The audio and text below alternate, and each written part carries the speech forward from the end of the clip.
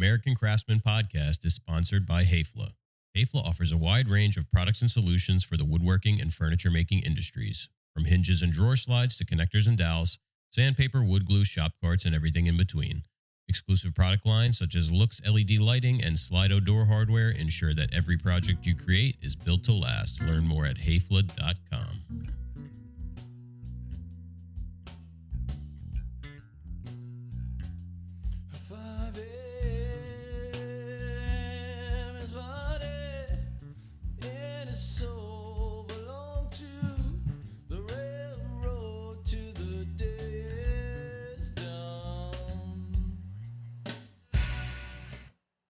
All right. Back and better than ever. Welcome back to the show. Look who we got here in the studio today. It's always hard deciding how to intro guests.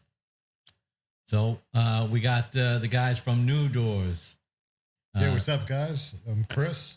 This is Dan. We've sort of been priming everybody for this episode over the last couple of weeks. Yeah.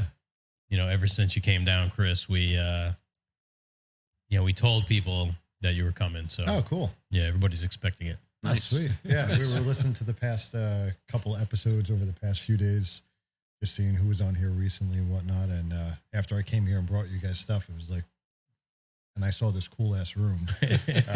I feel like I'm on Joe Rogan. Got the whole setup and everything. So yeah, it's like an office from like Anchorman or something. We got the tweed curtains over there. Yeah, paneling. Yeah, what did Jacqueline call it? I think she called it the sex room. Or like the porno room. Yeah. Ooh, yeah. I can see what we were talking about. Yeah. That was a popular episode. Yeah, so we got a lot to get into. Yeah. For folks that don't know anything about NuDoors, why don't you somebody step up and tell us a little bit about it? Yeah. Yeah, so we manufacture replacement cabinet doors. They're made to be painted, and they're one-piece doors, completely routed out. Our shop is fully automated. We can produce orders and have them shipped in typically 48 hours. And we can manufacture thousands of doors a day, or we'll just do one door. So whatever your order is, it doesn't matter how big, small, we can process it, and they get taken care of no matter what size client you are. So we've been specializing a lot with kitchen cabinet painters that instead of painting the cabinets, they're replacing them with doors. And then a lot of shops like yourself that are turning out built-ins, and they're using our doors now and able to process them much faster than they typically were able to before. I was wondering if that was going to get into the audio. I had muted my mic. I had to turn that fan off. I could hear it in the headphones. Yeah, no problem. So, yeah. And we got people yelling outside. It's the garbage men. They Jersey, hit man. Our side of the street at like 5 a.m. and then they don't make it to the other side of the street until late afternoon. Dude, I lived off the BQE. Oh, God. Like my apartment touched. One of those places? Oh, man. Yeah, it never stops. Like fourth floor, like everyone, especially late at night, like 2 a.m, like a Lamborghini driving 100 miles an hour down it. Yeah, that'll get you. Yeah, that's my karma coming back to me now, because all that stuff bothers me, and I used to be one of those idiots. That's what you turned into. Setting off the car alarms. Yeah. I used to think it was funny that I could go down the block setting off car alarms on my bike. Dude, the stuff that you would do as a kid, and now I'm like, I see exactly what someone was talking about when they were saying that. Yeah, I was a teacher, so. Oh, yeah, really, you were yelling at everybody for it. I was like, all right, calm down. You know, this is nothing compared to what. Yeah, you're like, please don't do half of what I was doing, please. Oh, my God. I live on Route 36, and the motorcycles are just, in the summertime, insane. Light to light. They're just like, if I could open it up here, and the cars too, but.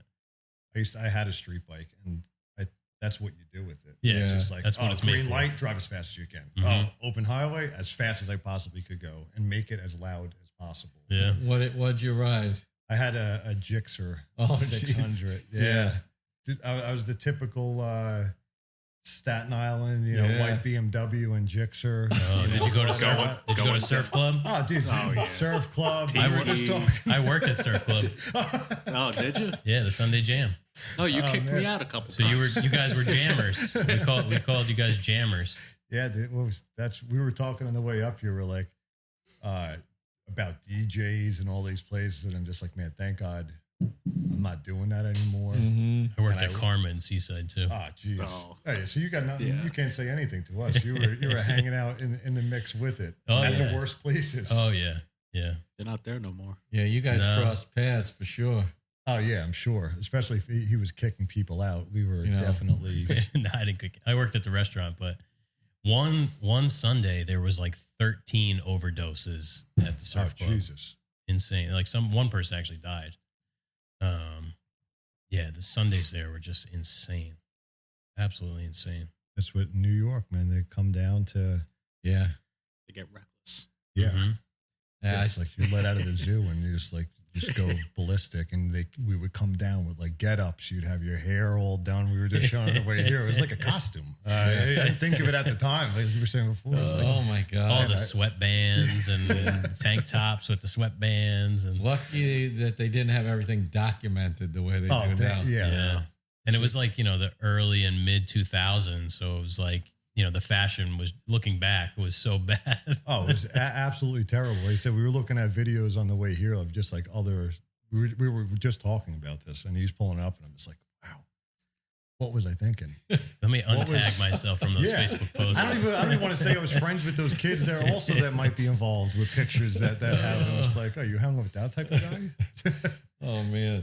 So we're definitely going to digress quite a bit today, but That's all right. We'll just go back to a little bit of a plug for what's going on here. You got NuDoors, and we can vouch for the quality of the product because, what was that commercial? That razor commercial. We not only like the product, but we use the product.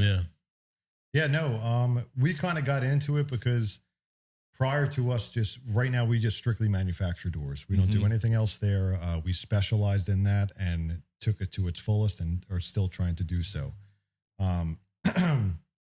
But prior to getting into this, we were making 5-piece doors like the rest of the world. Yeah.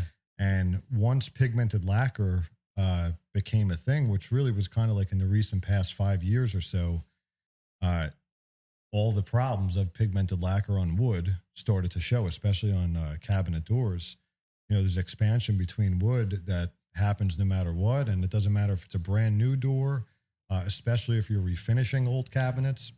You have those 5-panel issues, plus, cleaning and everything else that goes into that side of the business. But even from the carpentry end, it doesn't make sense to use something that moves by nature while you're trying to make it look like one piece. It's just like everything about it doesn't make sense. And I got sick of it even on my own cabinets. That's kind of how we moved into the 1-piece doors because I built, my entire kitchen. I came in the next day. It's all maple. I had everything was done the right way. And some of the frames are moved. Some of the doors are racked and cupping in areas. And it's like, I can't keep doing this. There's got to be a better way to do it. Again, when they're stained, that's the only way you can do it, and you don't notice a lot of that movement in the door. But on paint, it's going to crack every single time. Oh, yeah. And I'm sure you guys know it. And on the light colors like white, which is so prevalent. Yeah. We've talked about it a lot, how much more forgiving stain grade work is. People think of stain grade work. Like, I started out as a finish carpenter, and I looked at stain grade as this sort of very high end, very difficult thing. But when you start to do it, you realize, no, painting is the hard part. Yeah. Stain grade stuff is easy. You can get away with so much more. If let's say your joint between your stile and rail open up on a painted piece, you could see it from across the room. On a stain grade piece, you can't see it. Yeah. And you can fix it too. Yeah. Yeah. I was going to say that the touch up is really hard on solid things because you see it. A stained thing, you could rub a marker into it or some old stain and it usually covers it. But that, like, the sheen is off, the color's off, the crack is like not flat anymore. It's like every single thing about it. And it really got amplified when we started refinishing cabinets. It was right before COVID, we started the refinishing business that we were trying to scale. And it really just magnified all the downfalls to painting 5-piece doors. From manufacturing to the amount of pieces that we were doing, 4.2 million in leads a year just for cabinet refinishing. Wow. And we just noticed that it's something that you can't scale just because the amount of variables involved with that. Are the cabinets clean? What have they been cleaning them with? Are they oak doors, expansion, contraction, bridging?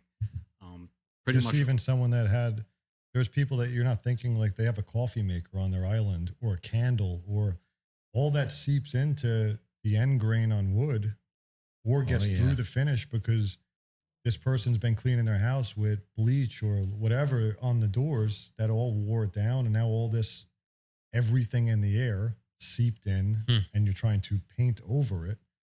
And it doesn't matter what you use to isolate it. All you're doing is locking down problems. Yeah. And wood always, like we were talking before, you see some warping and stuff, it's going to fight back. And it wants that out of it. And you made something that's trying to breathe, you're trying to trap it in, and it's going to come out of somewhere. And nature is likely going to win over your coating. So, and the client doesn't care. All they see is a paint job that failed. You know? Yeah. And that's even when it went good. You know, we're talking with a lot of even cabinet stores now that, you know, sell nationwide to, you know, full sets of cabinets. And they're complaining because the customer, the door leaves perfect. And then it moves and it cracks. And now you look like the worst person. And there's nothing you can do. You know what I mean? It doesn't matter. Hands. Yeah. You could have had a climate controlled shop and you spent the time, it glued all of the stuff. Doesn't matter. Yeah. It moves. And especially with the practices that happen nowadays with building traditional 5-piece stores. I know you guys are doing stuff a little more ornate here and super high end. But those manufacturing of 5-piece doors, they're putting them in a clamp, they're nailing them, and they take them out. Yeah. That's why they got little pinholes in them. That's because they were rushing.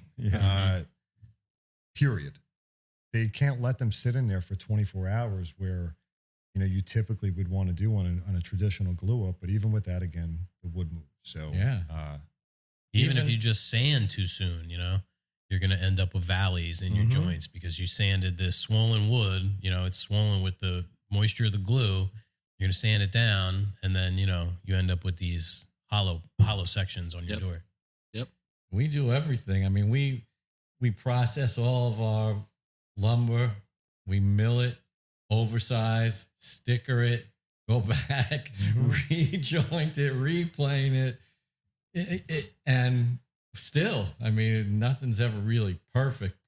And you know, you still have to cross your fingers sometimes. It's like, man, are these big doors going to, you know, have a little bow in the middle, a little cup? We're going to have to correct something. Exactly. And the big part with exactly that is, even if it goes smooth, and what people don't think about is the long run of something. Oh, yeah. One of how it's going to hold up there to what I was saying with expansion contraction, but even the time between, because I know you guys do installs. We've done them our whole life until, you know, obviously we're just manufacturing now. But prior to this, living the dream. Yeah. You guys made it out.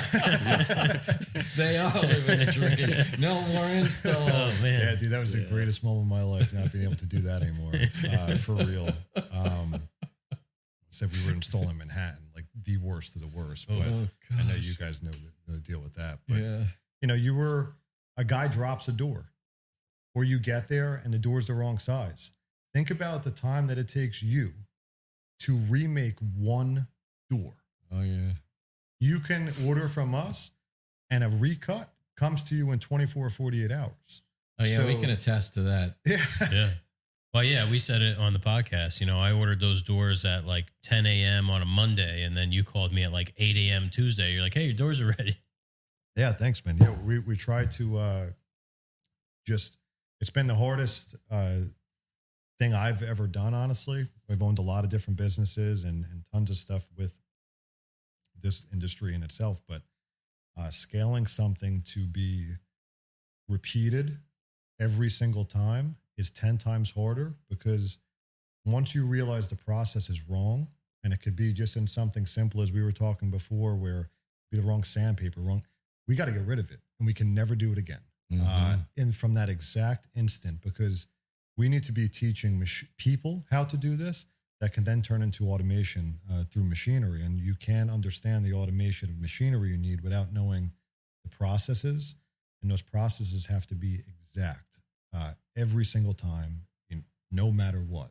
And that's been incredibly difficult, because you can't just say, I'll just fix it this once and get through with it, Yeah.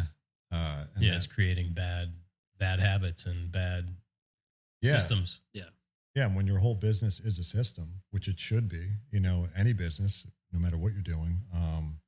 But the more at least we've found that out, we've seen like, wow, every single thing is a system. It doesn't matter what it is, from how you're writing a number on something to how you make something. So yeah, meeting you guys and hearing this has been kind of a little bit of an inspiration for us too, as far as like trying to adapt and adopt some of these things, as best we can, and fit it into our way of thinking and doing. Yeah, I think a lot of people think maybe they're too small to like have systems in place, but it's the total opposite. Yeah. They're the most important thing you could put in place. Yeah. It's like you could have all the skill in the world, but until you create that system, and it's not just a system that you work off of, if you hire somebody, you have something written down to immediately give that person to help explain through the job. And it's not going to be that they're just reading a piece of paper and immediately knowing how to do that, but it gives you that same structure every single time, the same framework. And if you deviate from that, that's when you start to see mistakes. Like we were talking about before, we all learned from the amount of mistakes that we did. You joked and said, well, I made them twice. I'm like, well, that's pretty good, because I made the same mistake a lot more than twice. But that's the point of having these systems, is to avoid all of the mistakes, to take all of those, condense it, and to put it into a formula that works. That's what we try to do every single day. Our operation is not absolute. It changes every day. If we find something better available, we use it. If there's a better technology, we try it. And we evolve with the rest of the world, because you have to. Technology moves so quick now. Manufacturing is moving quick. You just got to keep up with it. It's overwhelming, and you got to be ready. You got to brace yourself for the evolving of it, but it never stops, and it's only picking up. We see it every day. That's a great description, because a lot of people, especially my age and my age group, they've been doing the same thing for so long, they get rigid and they don't want to change. It's like, I've been doing this for 40 years and it's been working for me. And you're like, well, has it? Well, yeah, we've all seen like people with tremendous skill, and it's not just in woodworking or whatever. We've seen it in the restaurant industry. People who have a ton of skill, but they don't have the systems, and they're not. Sorry, I lost my train of thought. They're resistant to change, so they're not willing to adapt to the changing market and changing technology. And you see people who have all this skill in their one particular thing, whose businesses fail for those reasons. Not because they don't have skill, it's because they can't implement good systems in their business, and they can't adapt to how things change over time. Like Rob was saying, you can't do it the same for 40 years. No, because 39 years ago, you should have changed it. And then 38 years ago, you should have changed it again. If you're not constantly changing, you're going to fall behind. Yeah, change is hard, and it's harder for some people than it is for others, but you have to, you can't be static. It goes against human nature. People don't want to leave their comfort zone. It's just you get used to doing something that certain way, and that's what you get comfortable with. Yeah. You got to be comfortable with being uncomfortable to succeed. I've heard it somewhere before. Yeah, I was going to say, I feel uncomfortable when I start to get too comfortable. I mean, that's good. You could probably see the changes in the shop since you were here a couple weeks ago. I mean, constantly just trying to think of ways like, how can we do this better? How can we do it faster? How can we be more consistent? Dude, and when you think it, you have to do it. Like everybody, not everybody, but I see a lot of people that, we have a conversation like this, and You highlight things or understand, they learn things, and then they don't ever do it. And right now, like Dan was saying before, like we live in an age now, like as everyone has heard, with technology, that this stuff changes every single day. And technology is brought into the woodworking business now. It's into the finish. It's into every single aspect of your life and your business. No matter what type of business you own, technology is with it. Food, millwork, painting. And if you don't change on a dime, like Dan was saying, where, wow, we see that this doesn't work, why do you keep using it? Yeah. You know what? Because your software took you 3 weeks to learn. Like, who cares? Ditch it and go with the next thing. You're going to set yourself back 3 years by sticking with the thing that took 3 weeks. Yeah. It's like the bad draft pick. Yeah. Yeah, you're just holding on to it. No, he's our quarterback now. Yeah, and the world moves so fast that, some of this stuff, you don't get to choose. Like, I might not like that, but it's not about what I like or what does the world want and what are they doing and how are they thinking and how are they producing? Yeah. And the world is producing different today than it did last year. And that's with everything. Yeah. So anyone who's thinking that they're just sitting back, I think that they're going to keep getting run over because it's not going to stop. No one's going to, it's been making things easier, more efficient, and you can calculate your losses and understand where now, am I losing time on this? Am I making time on that? Am I losing money? All these things, like the tools are right there. You just plug it in. It takes a little bit more effort and you get accuracy that you could at least start to calculate your results on. Yeah. That's one thing that I want to emphasize is that you guys aren't just doing something that's efficient and, systematic. The end product is really something good. Yeah. Thank you. Thank you. Yeah. We started backwards. Yeah. What were you saying? Yeah. Like we're here to work with the contractors. Like the contractors are 95% of our business. And we're here to walk the contractors through the process, be it how to finish our doors, how to help create their business, how to help with questions that they have. If you're successful, we're successful, and then vice versa. Great philosophy. Yeah, we're trying to make partnerships. Not as much like customers are great, but we want partnerships, and that's what we're here to do. We're trying to share our knowledge throughout the years of what we've done across a wide a variety of things, and just help educate. Because the education never stops, and that we constantly look for people above us in skill to get lessons, and we just try to spread and pass them on. Yeah, I mean, you guys came out and spent 2 hours or more with us this morning, showing us some tips, tricks, skills in the paint booth and in the prep area, and I value that quite a bit because I didn't start out painting anything.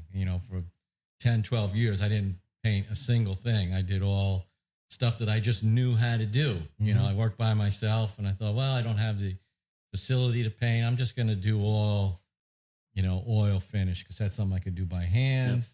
Yep. And, I learned quite a bit today, actually. Oh, that's great. Yeah, it's good to hear. Yeah, we're learning, every single day. Like you were saying before, like if I'm getting bored, I'm around the wrong people because I want to help anyone I can. Like I'm sharing knowledge with you that one, you guys are doing a lot for me. I love that you guys have the setup and everything. I see your dedication into what you're doing. Like, why would I not want to help you? I don't want to do this stuff anyway. Why would I just die? Seriously, it's, we just want to do this. We've been successful. You guys have been successful in numerous walks of things. Like to not tell someone how to do something, and if I can show them, and like Dan said, any questions, like I tell people all the time, no one's ever bothering me. Like a question, I'd rather you ask it than be mad at me afterwards because you didn't. Now you don't know what you're talking about, and you're spreading something about something I'm doing that's not correct. I'd rather help you. And again, even with anyone's business, we don't know everything, but I've done some stuff that I could see someone else getting into, that's going to be a problem. And, people are helping us out with that, like nonstop. We've been surrounded by tons of great people that's all we do is learn and learn and learn. Yeah, you can always pick up something from somebody, whether it's, somebody in the trade, in a different trade, just somebody in passing has a little tidbit of knowledge for you. I always used to say when I was working in the restaurant business, keep your ears open because, the dishwasher might have something for you to learn. Yeah, absolutely. It's like you're never above anything. It didn't matter what my title was. No, you're always bumping into people. The more that you're open-minded, and that's like what drives me nuts. Like, just side note, like these groups on Facebook that are, everyone's trying to learn and whatnot. Mm-hmm. And people are afraid to ask questions because everyone's pushing them down and whatnot. Like, who knows what that guy knows? Like, or who he is, right? Or who she is, a lot or whatever of presumptions it is. going on. Yeah, I met so many people like that I didn't know was going to be anything.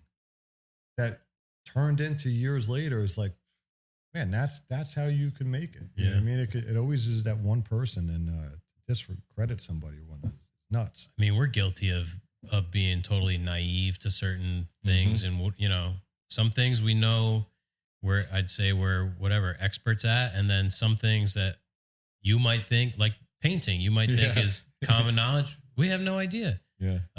But you can't judge people off of just that one thing. But it doesn't frighten us off from learning. No. Yeah, no. The other day, Saturday morning, we're both on our computers, and you were probably working, I was working, doing light work on the weekends, and Jeff texts me, "Oh, there's a paint booth over in East Patterson." Yeah, 10 minutes of like back and forth. Oh, we got to go get it right now. Okay. He's like, I got somebody.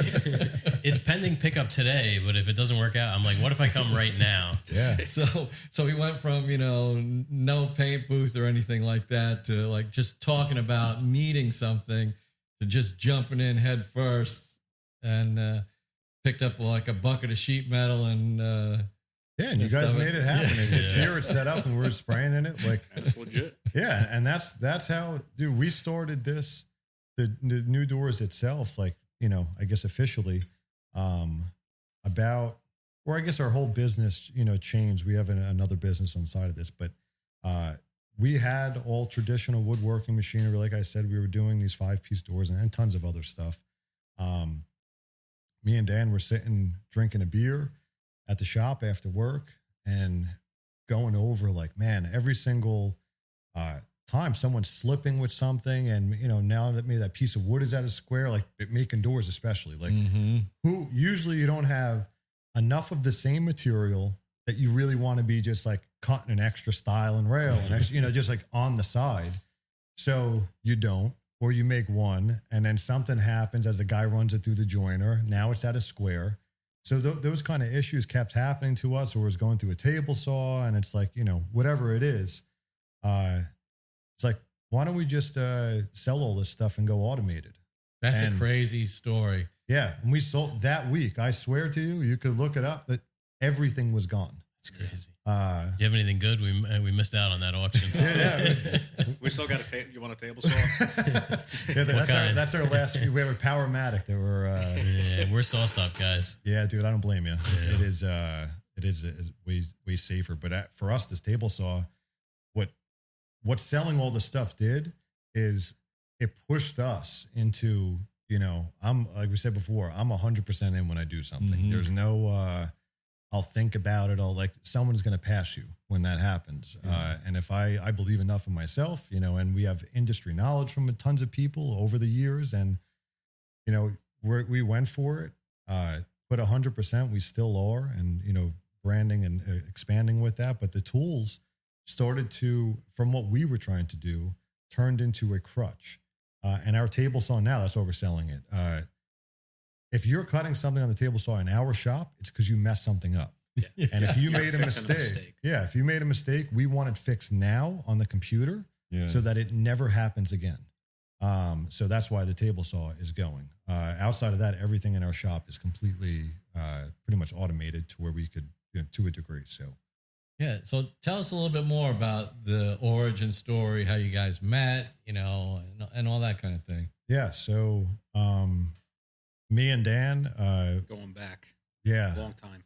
Yeah. We've been childhood friends since we were around like 10 years old or so. My mom, when I was around, I think like a junior or so 15, 16, I wanted to go to school down in Georgia. And my mom said, oh, if you're going to do that, you need at least $10,000. And I'm like, how the hell am I going to get that? Might as well be $1 million. Yeah. I wanted to go to school for cooking actually. And so when I don't know how the intermix of what happened, but she was dating a guy that ran a small business. And I said, hey, I want to get into something with food, try to do a business. And he thought I wanted to paint houses for some reason. I still to this day don't. There was a disconnect. He was a little deaf. Yeah, it was way off. Yeah. So he calls me and he's like, hey, because I was trying to get my ad in the paper, like just, generic, whatever it was. And he's like, the guy that you need to ask the questions to actually needs his living room and stuff painted. So I'm like, all right, this is what I'm doing. I'm going to try it. I went out even to go on the estimate and I'm like 16. Mm-hmm. I went to Home Depot. I didn't even know that there was like paint chip things, like a book of them. So I took every single one that Home Depot had. Put them in a shoe box. I put them in a box because I wanted to be prepared to show, hey, if you want to pick a color, you know what I mean? I got a shirt, and again, before this, I was like digging. I was always the kid cutting grass and we're out shoveling snow, hustling. And, where'd those kids go today? I don't know, dude. I've been looking for them. Day. Can't find anybody. So anyway, did that job. It went terrible. I dumped a gallon of paint onto. Started shaking a gallon of paint. They put the carpet. They kind of did things reverse. They put brand new carpet down before we went into paint. Oh, yeah, that's smart. He's sitting there talking to the customer, starts shaking the can of paint. The daughter was standing right there watching me do the whole thing. Like black carpet, brand new. The lid was off the can and it just all over the carpet. White paint, black carpet. Dan ran to the hardware store. We got it out of the carpet. Something, dude. The daughter watched me do this. And we're in high school, and I know this girl. This is like her parents' house, and I'm like, yeah, boom, whole gallon. So we get it. It just ended up in the subfloor. I don't know how we got it out. Dan hauled ass to the hardware store. Oh God! And so that was like problem one. I broke some other shit in the house, and then finally we get the job done. They let you back in the house after No. This is still going on. I broke their candles, like just like little stuff. I didn't know that. I thought tarps was like kind of anything. I'm 15, 16. So we put sheets from your bed to cover the floors. We painted the ceiling. Yeah, whole floor is covered in little speckles. And the last statement piece as we were leaving that job is we're putting all the furniture back. And Dan's looking at me. I pick up it was like that typical. It was like an oak coffee table that had like a glass. Yeah, insert. I like Superman over my head, smashes all over the floor. I mean, that's what these people get for hiring in high school. Yeah, exactly. 100%. You can't make this up. But we go back to learning lessons. Yeah. And we learned a lot on one job. Yeah. What not to do. Yeah. So as that, anyways, fast forward. So.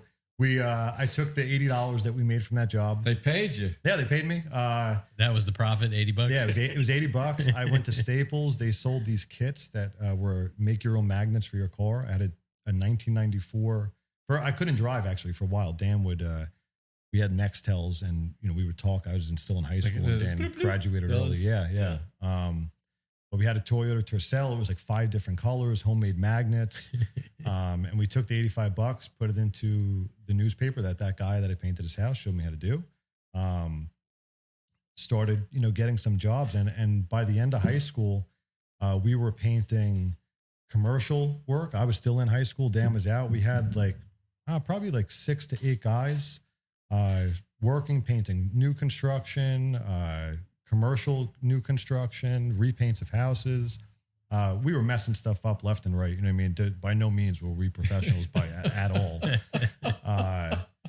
See, everybody, you don't have to be good to be busy. No, we just, 100%. The thing is, you got to know how to problem solve. Mm-hmm. Yep. Oh God. Yeah, that's all that it's about is problem solving, and again, seeing that there was a problem. Who was your customer base back then? So we started with just, again, local advertisement in newspapers. So we were getting homeowners, but we were hustlers. We printed out our own postcards and stuff, and we would go to commercial places and stick them in the doors, or I would see them doing, they're working in the space. Hey, who's doing and we got a ton of work from that. New houses where the builders are, hey, we walk in. Yeah, we need a painter. You know what I mean? Okay, and nobody wants to paint. No one wants to paint. But the thing is now also no one wants to go out and get the jobs. Mm-hmm. They're there, and they were there. I was 15, 16 getting jobs that people today would still be like, how are you getting that? These have evolved by the time we graduated into big projects, painting interiors of houses for 15, 20 grand at 17 years old, having guys work for us and understanding. It taught us the basis of a lot of things, like just your image, how you carry yourself, how to get work, all of those basics of things that we just kind of kept carrying on. And as we were going through the years, we did a lot more painting. We got a lot into commercial, and we were also added carpentry into that. And we started building Dunkin' Donuts, KFCs, doing all the painting for Walmarts, the exteriors and whatnot. Wow. We were very heavy into commercial work, as well as high-end residential. It was a mix of businesses that right now I'm like, why would I ever do that? But at the time, you're trying to get whatever you can. Right, you just take the work. Yeah, especially, as anyone knows, when someone dangles that carrot that you've never had before, and it's like, you wanted to get it. And before we were doing this, social media wasn't all there and whatnot. We didn't even understand how, when I got into this, how does someone even have a nice work truck? People have a work truck and a car. How do you even get enough work to do that? That was my thought with it, and you just kept pushing with it. And anyway, we did tons of residential and high end stuff and whatnot. And as Dan said before, we started transitioning, and our other company did a lot of big commercial work, and we kind of got into that. I was living on the couch. In our shop, I sold all my stuff. I'm like, I'm not doing this anymore, because I was mixing residential, commercial, I was all over the place, so many tools, so stressed out. And it was just one of those points in my life, I had with selling all the tools was, I can't do this anymore. I sold my stuff. I had no money or anything. I was by no means financially set to do this. Lived on a couch that I got off of Craigslist in a roach infested and cockroach rat shop in Brooklyn. And while I was there, just through connections of talking to people, and I was just kind of doing whatever, just hanging out all day and odds and ends stuff. But I was kind of happy for once, not stressed out. And along came this girl that I knew that she said, hey, we need the hallway painted in my office. Do you want to do it? And I'm like, yeah, sure. So we're there painting it. And as we're painting it, I hear her complaining about the cleaning company, saying that they're doing such a bad job. And keep in mind, this is still me on that couch with Dan and a bunch of our friends, painting this hallway. And I said, listen, can I clean it? He's like, there's no way. This is 10 floors, 100,000 square feet. It's BuzzFeed in Manhattan. Okay. So she's like, there's no way. We don't own a company to clean, don't anything. I said, listen, let me just try to put it together and just, let us see. We put an estimate together. They gave us a shot, and we started this company with $2,000, and it just kept evolving from, we got the cleaning contract, and then it got us into more mill work from being in there with more clients that we wanted to work with, and got heavily into a lot of commercial mill work for, all the big brands. And their stores and furniture fixtures and whatnot. But once COVID happened, again, we were right before that running into a mix of these commercial people started to want lacquer and painted finishes, but we couldn't hire a painter because it wasn't enough work to do that. There's a lot of laminate and edge banding, as you know, you guys know that. So we're like, how do we fill in the void? Like, let's just start painting cabinets. We know how to finish. We've been doing it forever. And that company that Dan told you about just like really skyrocketed, went off, but we saw all the pitfalls with refinishing cabinets. And that kind of brought us to where we are today. Wow. That's like a real Cinderella story. Yeah. Pretty love much the story because all these opportunities that flowed from the, hey, I'll clean the office building. I mean, who does that? Who steps up and says, I'll take this job that seemingly, most people would scoff at? Oh yeah, and I was the one cleaning. Like we That's right. Listen, Jeff and I take turns cleaning the toilet here. Yeah, dude, it's like it was clean when you went in there. Yeah, today, no, right? it was the last good. thing I did last night. And I like the left. door. I like the door's a nice quality. I heard you guys talking about that. Yeah, the door we built, the old one was, the original to the place, and it was all delaminated, and this place was a hovel when we took it. We're homeless people. There was a mattress. Oh, geez. The roof was all caved in. It had been raining in here. There was, animal and human waste everywhere. Jesus. There was no electricity. So It was a party. So we come in here with that shop light, and we're just in the dark, pointing it around. And probably like you guys, we go, oh, yeah, we can make this work. Yeah, exactly. That's what it is.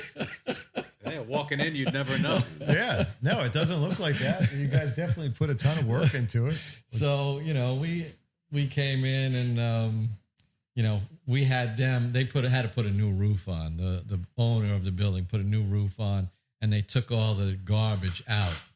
That was nice. But we came in with just like one of those Wagner sprayers, and we sprayed the whole thing with like that industrial white paint. Yep.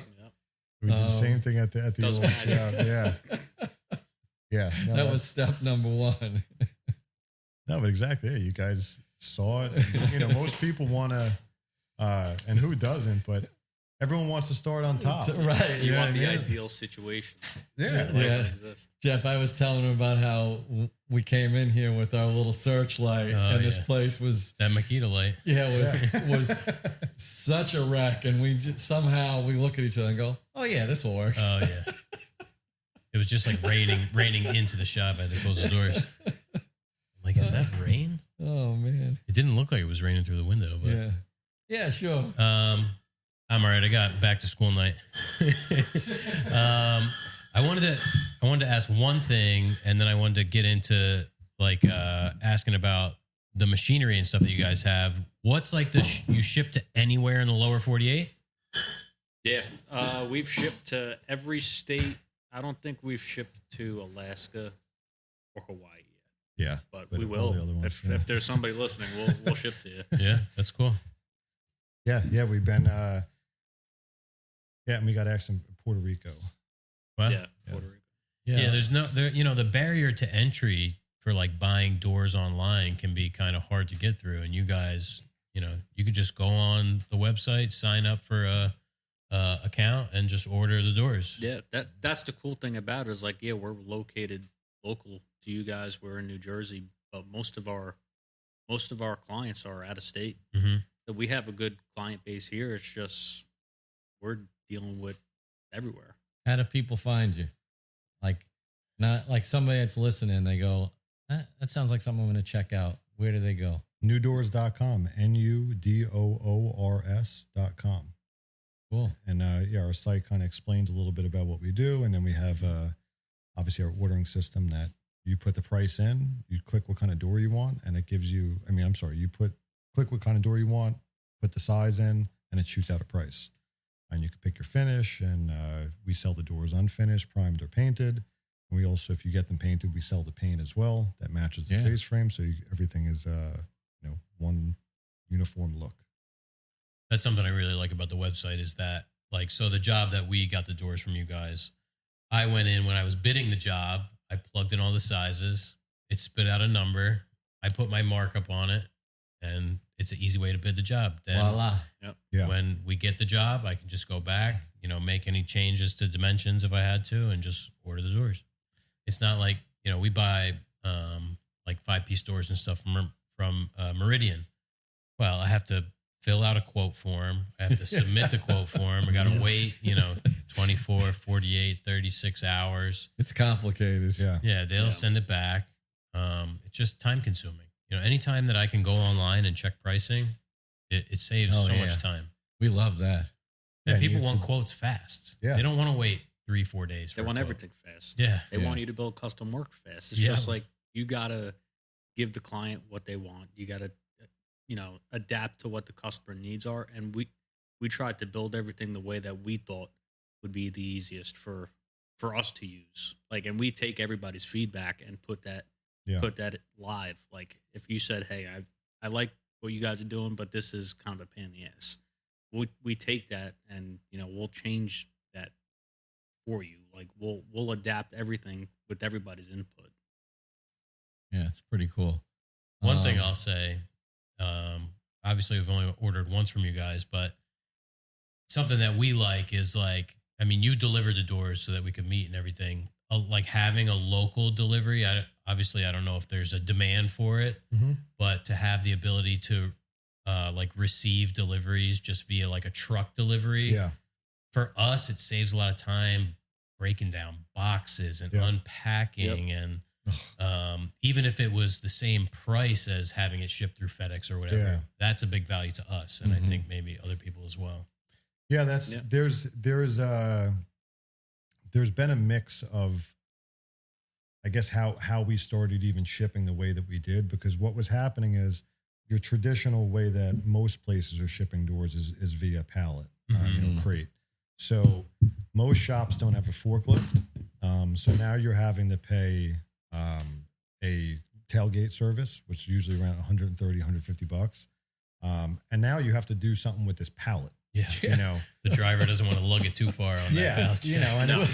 They just show up and say, you're getting this offer, I'm driving it back. We'll leave it at the top of the driveway. That we had all that stuff. Yeah. I mean, we spent a whole day breaking down pallets and putting them in our dumpster. We had a full dumpster of debris from shipping. That costs a lot of money to get rid of. He's like, you got to take this pallet. He's like, I'm like, oh God, it was like a 10-foot long pallet. Well, that's what, we saw that being a problem when we were smaller, ordering doors from other people as well, is that's what we were running into. It was like a lot of guys aren't working in huge shops.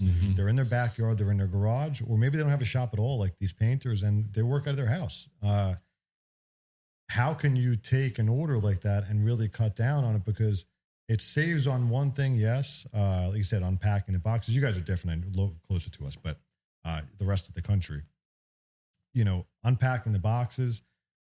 Also, we found that the boxes, we do custom boxes, and our boxes are double walled, really packed well, because shipping in the pallet, your shipping actually goes to multiple points. When they take it off a truck, it doesn't just drive to, most people think it's like, oh, it's in the truck. It's like, it gets handled more than regular boxes. It goes to the terminal a couple of times. Yeah. And you think those guys care that we've seen pallets smashed. It's like, how did this, even happen to Drives the forks right into it. Oh, the pallets get so much more damage than the boxes. It's unbelievable. Yeah. We were building 3/4 plywood, crates to send stuff. And it's like, they would be destroyed. We send someone's doors painted in cardboard boxes. Perfect. Yeah. No issues. And they were much easier for everyone to handle. You can take 10 boxes here, put them in the corner, in the middle of your work cycle. And it's like, okay, we'll deal with it. Truck shows up with a pallet, everyone's stopping. You're, especially if you don't have a forklift, but even if you do. Yeah, you got to clear everything out. Got to get the forklift out. Yeah, pull the and van store out. it somewhere now. Get rid of a pallet, which most people don't want. I got piles of them behind our building. I wish they didn't come on. But I see your point to where, like we were talking before, like the local sheet good delivery companies and whatnot. Yeah, you're trying to get on with it. But yeah, that's why we wound up in cardboard boxes, was trying to save that aspect of it. And it's FedEx that you guys ship? Or yeah. Is it UPS? No, now we FedEx. do FedEx. Yeah. We were using UPS, but we were getting more damage with their stuff. So we've got pretty good FedEx. We got really good FedEx drivers here at the old shop. They were horrendous. It was the worst. If we saw something was coming FedEx, we were like, oh, geez, we're not going to get this. We bought this little Moxiwa edge bander, and the first day it was supposed to, and we needed it. Like, we needed it bad. We had to get this job, whatever, done. It said it was out for delivery. And a lot of these FedEx guys are like independent contractors, I guess. So they just have a truck and it says FedEx, but they, whatever, they're contractors. So it goes out for delivery, doesn't show up. The next day, same thing, goes out. And I think it was, I forget. I don't know if it was a Saturday or a holiday or something, but we were literally standing on Rob's porch. Oh, yeah. Because it would get delivered to the house. House was in front of the shop. And I get a thing. It's like, your package was delivered. I'm like, what the fuck? I'm like, we didn't get any package. And, you know, said it was delivered. It wasn't delivered. And then. Yeah, that was the height of what would you call it? When they try to be duplicitous or whatever. Yeah, it got real bad with them. But here they're great. The guy, he slips in now. We don't even see him. Yeah. I'm like, dude, you're sneaky. There'll just be a pile of boxes in the middle of the shop. I'm like, I didn't even hear anybody. I got a thing the one day. It's like, your Lowe's order was delivered. I bought a bunch of 8-inch takeoffs because we're going to switch over to barrels on the dust collectors. I'm like, bullshit, it got delivered. I'm like, we didn't get any delivery. And I'm working, and then I turn around and it was sitting there. Yeah, I just never noticed it. I never saw guy's it come hand in. is out, just holding it in front of you. Yeah, he's good. Yeah, he's funny. He likes the idea too that he slips in and slips out. The guy from Mr. Deeds. Yeah, very sneaky. But it's funny, like you were just saying, like, you're waiting outside for this. That's the one thing that customers never understand. Like, you not only took the job, you're stressing out over finishing the job, but you're waiting outside. Like, that's what you're doing. And you're like, and you're making me feel bad about being late or something. Like, especially in those scenarios, it's like, what do you want me to do? It's like, listen, I want the job to be done more than anybody. Oh, we tell people that all the time, when we were doing all this mill work and whatnot, because they were hounding us. Where is it? It's like, do you think that we want what was 100 sheets now turned into cabinetry and whatnot in here? Like, because we're waiting on hinges or handles or some crazy thing that you picked out. Yeah. Like, I didn't ask you to not pick a stock thing. You knew that this was, when they said 4 to 12 weeks, you just told your client 4 weeks for some reason, knowing that it's probably going to be 12. Right. Probably going to be 14. Yeah. We got this salon job. We bid it. They verbally okayed, and then it was a little while until we got paid. So then I go to order the material to be delivered to our CNC guy. It's this Tafisa melamine pattern. So I call Atlantic. I'm like, we need 34 sheets of Tafisa frost flour to go to parts cutter.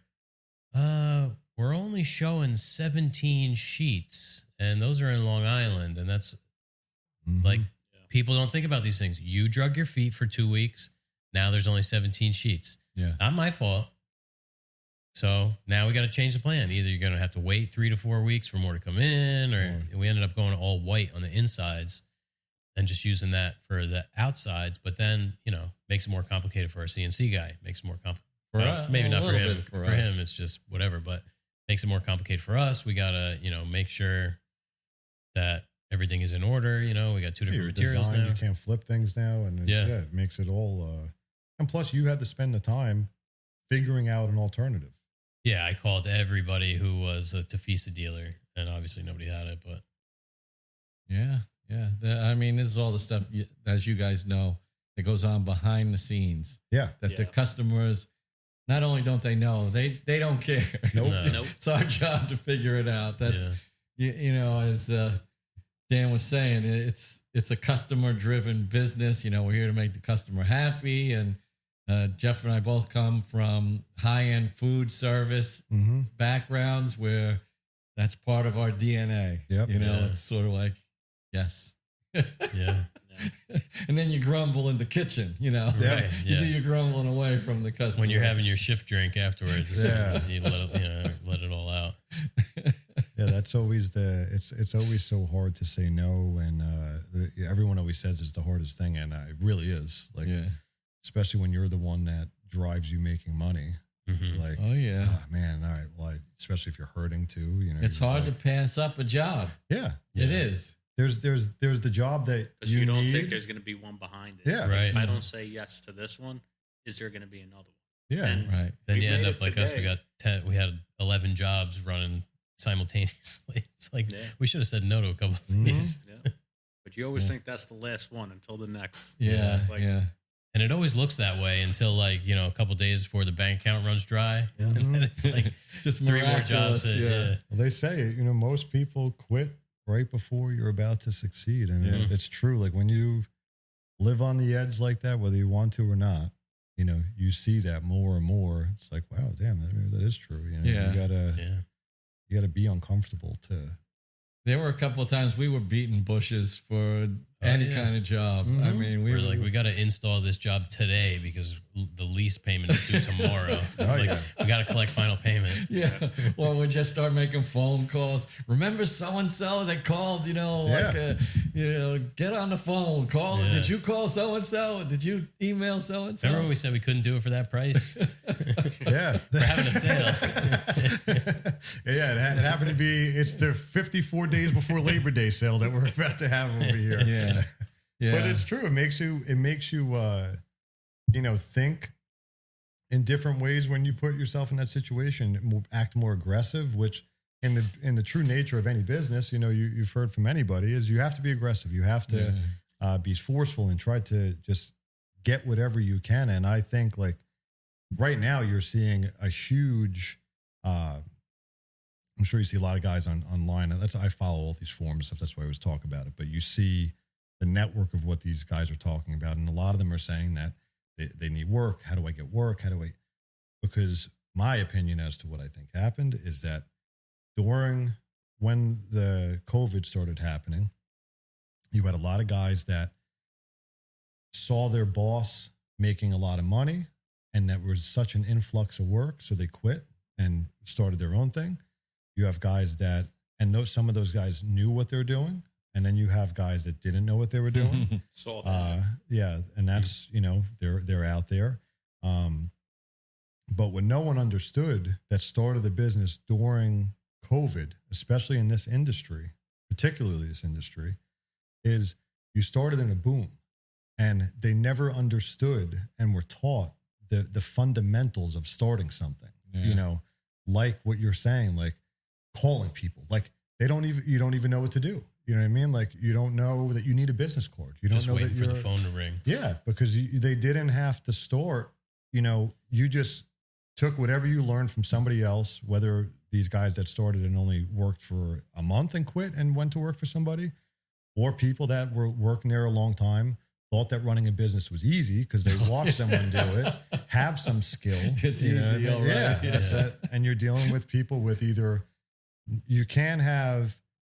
If you have no skill, you have to be able to run a business. Mm-hmm. And if you have skill, you can make money. But to run a business is a different story. And that's where I think there's a mix of guys right now that I see it every day. You know, the guys who are really talented and their hands are gold, you'll always make money. That's such a New York expression. Yeah. It's true. All from New York. So, yeah. Saw a lot of that after Sandy too. Same thing. Yep. A lot of guys broke out on their own, Yep. and then the work dried up. You know, a couple years after Sandy, and people went under. Yeah, and the problem now is this was a nationwide, you know, instant thing, and especially in this industry in particular, painting foremost. It's an easy trade to get into because it's inexpensive. You know, you don't have to invest in huge amounts of equipment and whatnot. And guys became carpenters because all they needed to spend Oh, I got a saw. I got it. I mean, I got can a pickup truck. I got a bucket full of Ryobi tools. Exactly. And Homer can do it. Yeah. And now you're seeing people talk nonstop that they're competing with these people, and they're gonna because homeowners, 90% of them are looking at price. They're looking at how quick you can do it, and that's generally all they care about. There's always going to be money when in that 1%, those super high end jobs, but there's limited staff, and unless you make yourself superior in that you can attract the best talent that's still out there to do that, you're now floating between that guy and the people that all don't know how to run a business and are catering to everybody that you now fell a part of. And that's also the same guy that's undercutting you by half your price. Oh, yeah. So you need to figure out how to be more efficient, or you're going to go out of business. Period. And that's what on our side, even with the doors, what we're seeing with a lot of companies like yourself, you can produce more and do what you're good at. There's nothing wrong with that. That's, to Dan's point, like we're not in competition with anyone that's doing this stuff. Like you do good, we do good. You sell more cabinets, we sell more doors. I don't want to make cabinets and you don't want to make doors. There's no, It's a happy marriage. Yeah. It's everyone wants to do the stuff themselves, and you just have like that pride in you. Who doesn't? Me and you were talking about earlier. It's like, I want to do that, but is it making me money? Right. There's certainly satisfaction in knowing that we can still do it. Yeah. And I have some satisfaction knowing, all right, I did that already. Oh, yeah. Yep. And you know what? I was lucky because I had a shop behind my house and I had my wife's medical insurance and everything like that. Yep. And I literally did like 10 to 12 jobs a year. That was my whole business, because each job would take me like, 6 weeks to complete. Yep. And I made a little living at it. And, I was going along. But that part of my life is done. And the market changed. That's exactly it. That market doesn't exist anymore. Yep. Those people they're not around. We have a whole new thing. And like we were talking about earlier, you got to change or, they put you out to pasture. Yeah. Sink or swim. And that's why I'm lucky, I got Jeff around because he's young. He's really enthusiastic. He's youngish.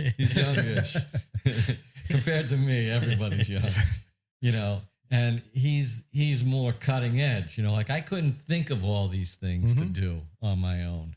No, it's true. Like I said, there's something every day. Like you guys showed me before, like the tape, like, we got cool machines and everything, but like this tape thing, that's all I'm looking at. Like, wow, this is sweet. Yeah. It's a couple of bucks for like $5. I mean, that's like it's a game changer in the masking tape department. But think about the guy who is taping stuff all day and not using that. Right. Yeah. How many times you pull the piece of tape off, you put it down, then you got to get the edge back up, and it's all ratty. And for the crazy people out there like us, you have to deal with that uneven. Yeah, because it always rips at like a 60-degree angle. Yep. The edge is nice and straight. Yeah, no, it's exactly. But that's what it is. There's so many things like that at every level. It's part of the system. That's why you would like The Bear. Did you guys watch The Bear? Yeah, I don't get Hulu. I can't. And I don't have that FXX or whatever it is. Well, they have the roll, the tape thing. Yeah. And he's like, there's scissors next to it. He's like, no. He's like, cut it. Cuts it. Yep. Yeah. No, that was a good show. He goes in the walk-in and the tape is crooked and he's like having like a brain aneurysm. Yeah, because we were talking about stuff earlier about how, we draw lines and measure where we're going to put our screws on things that nobody sees. It's just because that's the way we're used to doing it. It gives you certain mental sort of this safe feeling, you know what I mean? You feel good about just putting those screws in. Oh, yeah. And if anyone ever sees it, that there's nothing bad for them to say. That's the... Jeff, you have that that phrase, like when we delivered the cabinets over perceived zero. value. Yeah. It's true. Yeah, it adds, screwing on the back of a cabinet. It adds zero value to the cabinet for all the screws to be lined up. But if the homeowner sees that, they automatically think, wow, they're really, taking their time. Where you deliver the cabinets and they're all strewn around, doesn't change the value of the cabinets at all. Yep. But if they're stacked neatly, the perceived value is more. Oh, that's everything in the service business. Yeah. And when we delivered the cabinets, even though maybe nobody notices, you could, you see all the exposed carcasses and everything's all lined up. Yeah. All the screws are set. They're all countersunk. There's lines where it shows we laid things out, and it's nice. People judge you like no matter if you want to be judged or not. The minute you pull up in front of their house, if you pull up, like that's the minute that someone starts thinking about who you are, what type of business you're running. People think about stuff like that. Did he pull up and knock on my door and ask if he could pull in the driveway? People love that. Yeah. You know what I mean? And every step from that second you get there, are you all wearing shirts? Yeah. All of it seems stupid. It's huge. Yeah. There's something that stuck with me. So I'm still an EMT by the state of New Jersey standards. I don't practice anymore. But in EMT school, my instructor said, you could have the best EMT in the world. You could have him dressed like a bum, and you could have the worst EMT in the world in a nice pressed uniform. You show up to an emergency, they're going to pick the guy that looks good every single time. It doesn't matter what your skill level is. Yep. Your first impression is, I want that guy. The clean cut, good presentation, individual. And that stuck with me for 20 years now. Yeah, I'll never forget that. Yeah, that's true. We know some guys who, they're like, I would never buy a new van. I wouldn't spend money on a wrap. But, we bought a nice van. We got it wrapped. It's all about when you pull, like you said, you pull up to the job. They look out the window. They see nice new van with the branding. It makes a good impression to the client. Yeah. And you could pull up in a 2001 E350 with spray painted windows, and you could build the best furniture in the country, but they don't care. You know what I mean?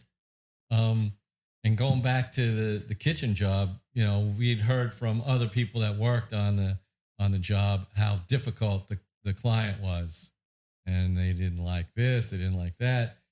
So we were braced when we had to go back and replace a panel. They loved us. Yeah, they couldn't have been nicer to us. Yeah, it's all perception, and it's what you also set your standards at.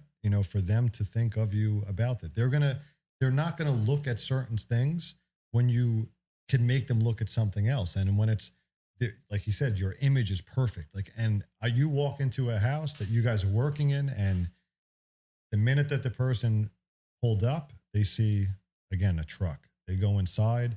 There's a tarp down, and it was taken. And now the cabinets are stacked up, and so they're not now. You already made them believe in you. So they're not nitpicking as much. So that, and then they see the cabinets lined up like you said, and it's like all the screws and all this. It looks like someone didn't just go nail it together and And when something goes wrong, which they inevitably do, instead of thinking, "Man, Rob and Jeff are some real friggin' idiots. I can't believe they screwed this up." They feel bad that we have to come back. Exactly. Yeah. It was great. We left there looking at each other like, is that the person that everyone described? Yeah. I believe it. You hear it all the time. And like you were saying, like the guy that doesn't want to get a new truck.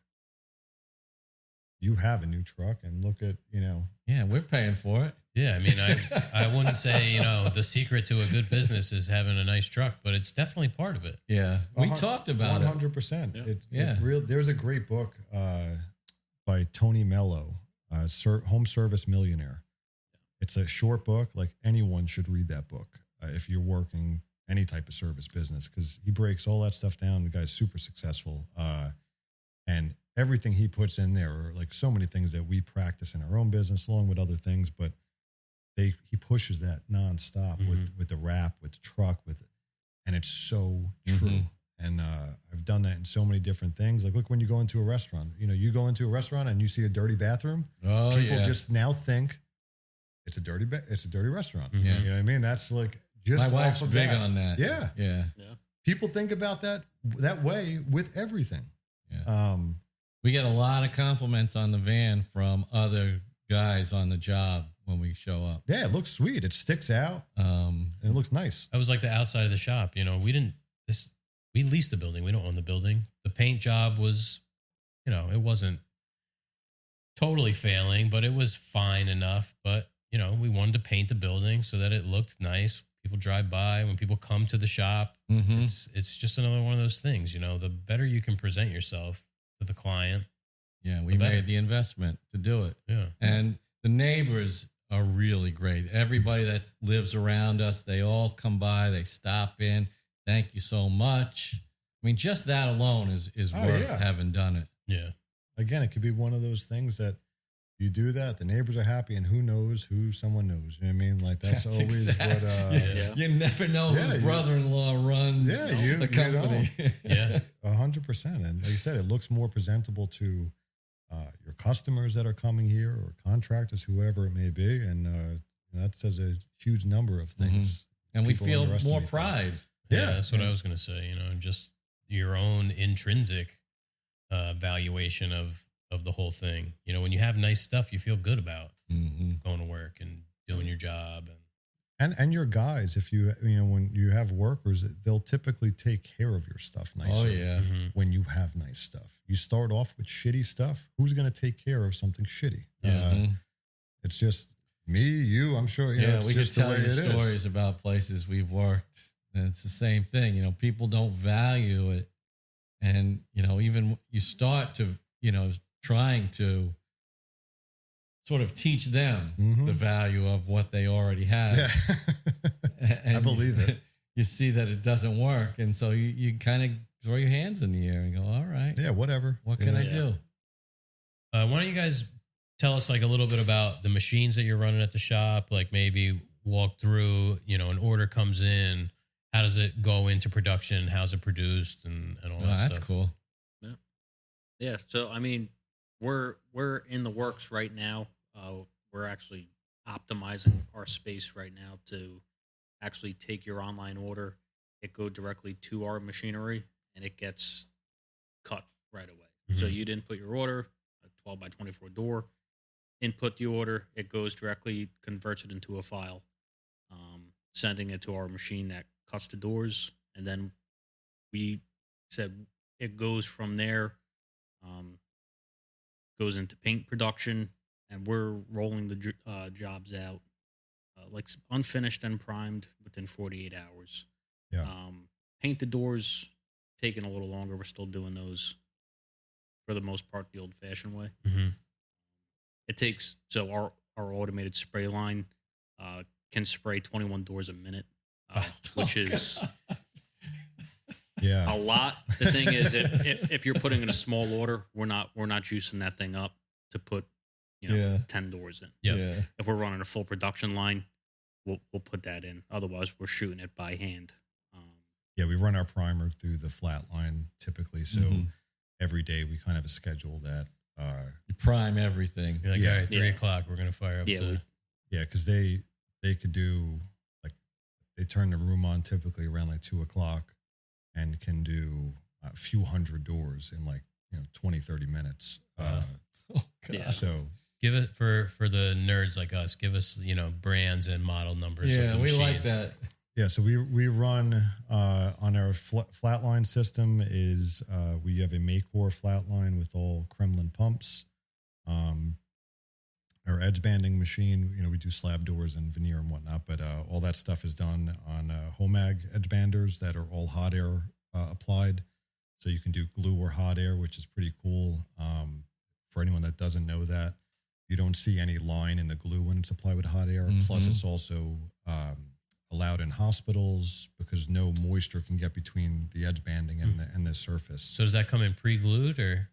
No, there's something in it. Yeah, it melts. So the machine melts the plastic onto the board at 1200 degrees, and it could process at I think 42 feet a minute. And so it takes the board, it pre-mills it, attaches the edge band, scrapes it, cleans it. It's like ready to go in a box. There's no anything else to do with it afterwards. So it has a glue pot. It can run a glue. It has a glue pot. pucks. It pretty much welds the edge band on versus glue when you're dealing with hot air edge band. Yeah, it's two different tapes. Yeah, we can run regular glue, PUR glue, and then hot air. Yeah, we can run regular glue or PUR. We haven't tried the PUR. Yeah, it would take up too much space in a mini fridge. You're asking for problems. Yeah, apparently it's a lot of. Yeah, I've heard we don't use it at all in our shop because we have the hot air. But I've heard a lot of nightmares with the PUR that if you're the only one using it, that's one thing. But a guy doesn't change it out, and now your whole system needs to get sent back. Yeah. Oh, geez. Because it dries by air. Yep. And you leave it in there, overnight, maybe, but I wouldn't, So you're using the same unglued edge banding for either regular glue or the hot air? No. They're two different edge bands. So the one that could be glued, you could run your traditional glue or PUR. And then there's a different edge band, same colors and whatnot, that gets applied with hot air. But so it must have some sort of something on it. There's probably something in it. It's like a patented technology, honestly. There's one or two companies in the country that are allowed to use it right now. That was our compressor. Yeah, that should mostly get edited out. There's like two different brands in the country now that really kind of sell it, but that is like if you're doing gloss, it looks like you dip this thing in wet paint. There's no glue line. It's like, it's so nice. Love to see. We got to come down to you guys. We would love for you guys to come down and see what's going on. But yeah, that's the edge bander. So that's a home ag. Again, the Flatlines, Maycore, and we have tons of other machines there. Full cell CNCs and again a full paint store that we have there as well. It sells all material and So when the order comes in, when does a person get involved? Not until it's off the machine. Yeah. So the order gets processed, like Dan was saying. Everything's completely parametric and pre-coded in our system with your order. So it shoots between a couple of different softwares that we have with internally, and shoots straight to the machine. The machine picks up the board by itself, drags it on, cuts it, takes it off the machine, puts it at the person at the end. And one person, like I said, we run a small crew of guys. We don't have tons of employees or anything. We're just very efficient. Mm-hmm. No one touches anything, including your order of even, making the designs on it until it comes off the end of the CNC. So there's like a cradle of sorts where the stack of sheets sets in. Yep. So you just keep that thing full. It's like a jack table. Yeah. It has suction cups that'll pick your board, put it on a conveyor belt. Then I can't wait to see this. Yeah. It's pretty sweet. And we just use one type of HDF, so it's an American-made product. Yeah. So you're getting consistent everything every single time, and we just have hundreds of sheets of that stuff that's just sitting next to it, and we just keep feeding that. It just cuts and cuts and cuts. Yeah, we've seen pictures, and the place looks like, as Jeff describes it, a laboratory. It's clean. Yeah, we aim for clean. Yeah, it's good for the machines, that's for sure. Yeah, it has to be. When you're dealing with computerized equipment, electronics, the more dust you have, the worse the environment for your electronics. Same thing with computers. It's all ran off computers. So we try, and everybody that comes into the shop always says it's a very clean shop. I don't want to say the cleanest place has ever been, but we take a lot of pride in keeping it that way. And it's a lot of work to maintain. I want to know what kind of dust collection you have. That's what I was thinking. Yeah. So we mainly, the CNC, so we have different rooms in the shop too. Mm-hmm. So we have a little under 20,000 square feet. And it's broken into different categories. We're cutting in one room, finishing one room, packing in one room. So the main dust collector that we have there is a blue Belfab? Belfab, yeah.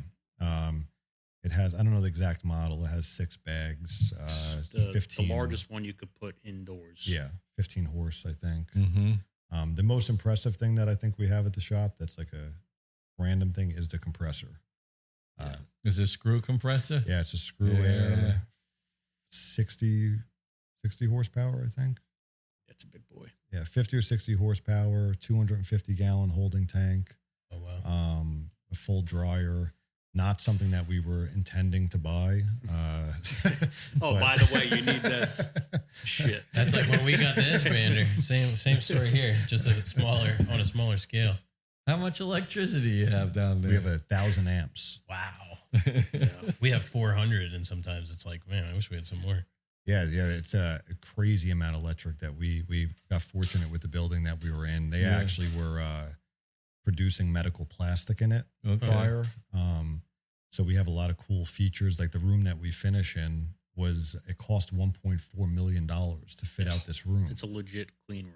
Yeah. Oh, wow. Yeah. Sterile to the T. Yeah. We didn't, put the prior customer did that. So the whole room is filtered. I've been in like Pfizer and things like that. It's the same exact thing. Yep.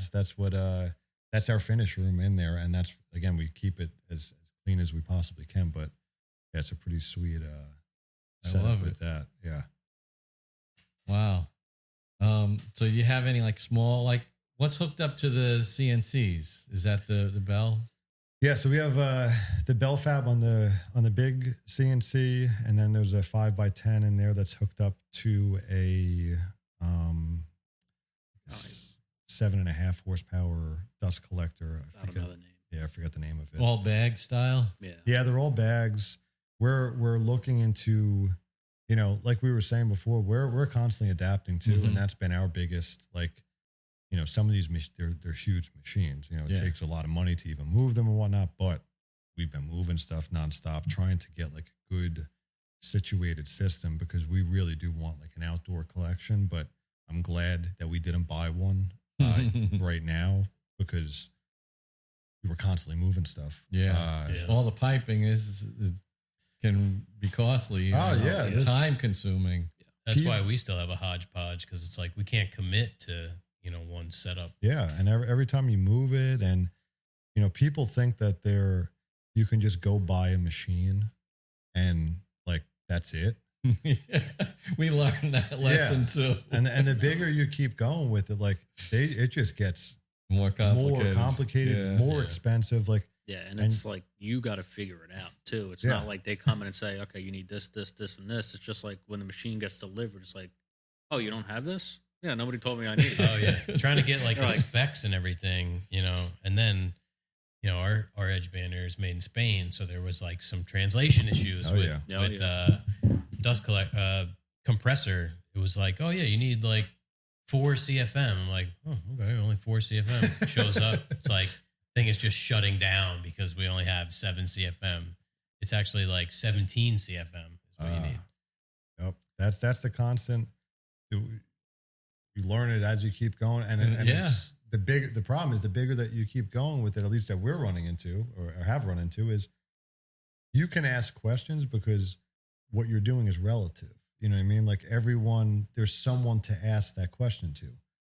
The bigger you start going with it, very few manufacturers are talking with anybody, sharing with anybody. There's nothing to Google or look up or find a video on. It doesn't exist. We ran into that with the compressor. Yeah. We got the compressor, and then we learned that on startup, it draws like 300 amps.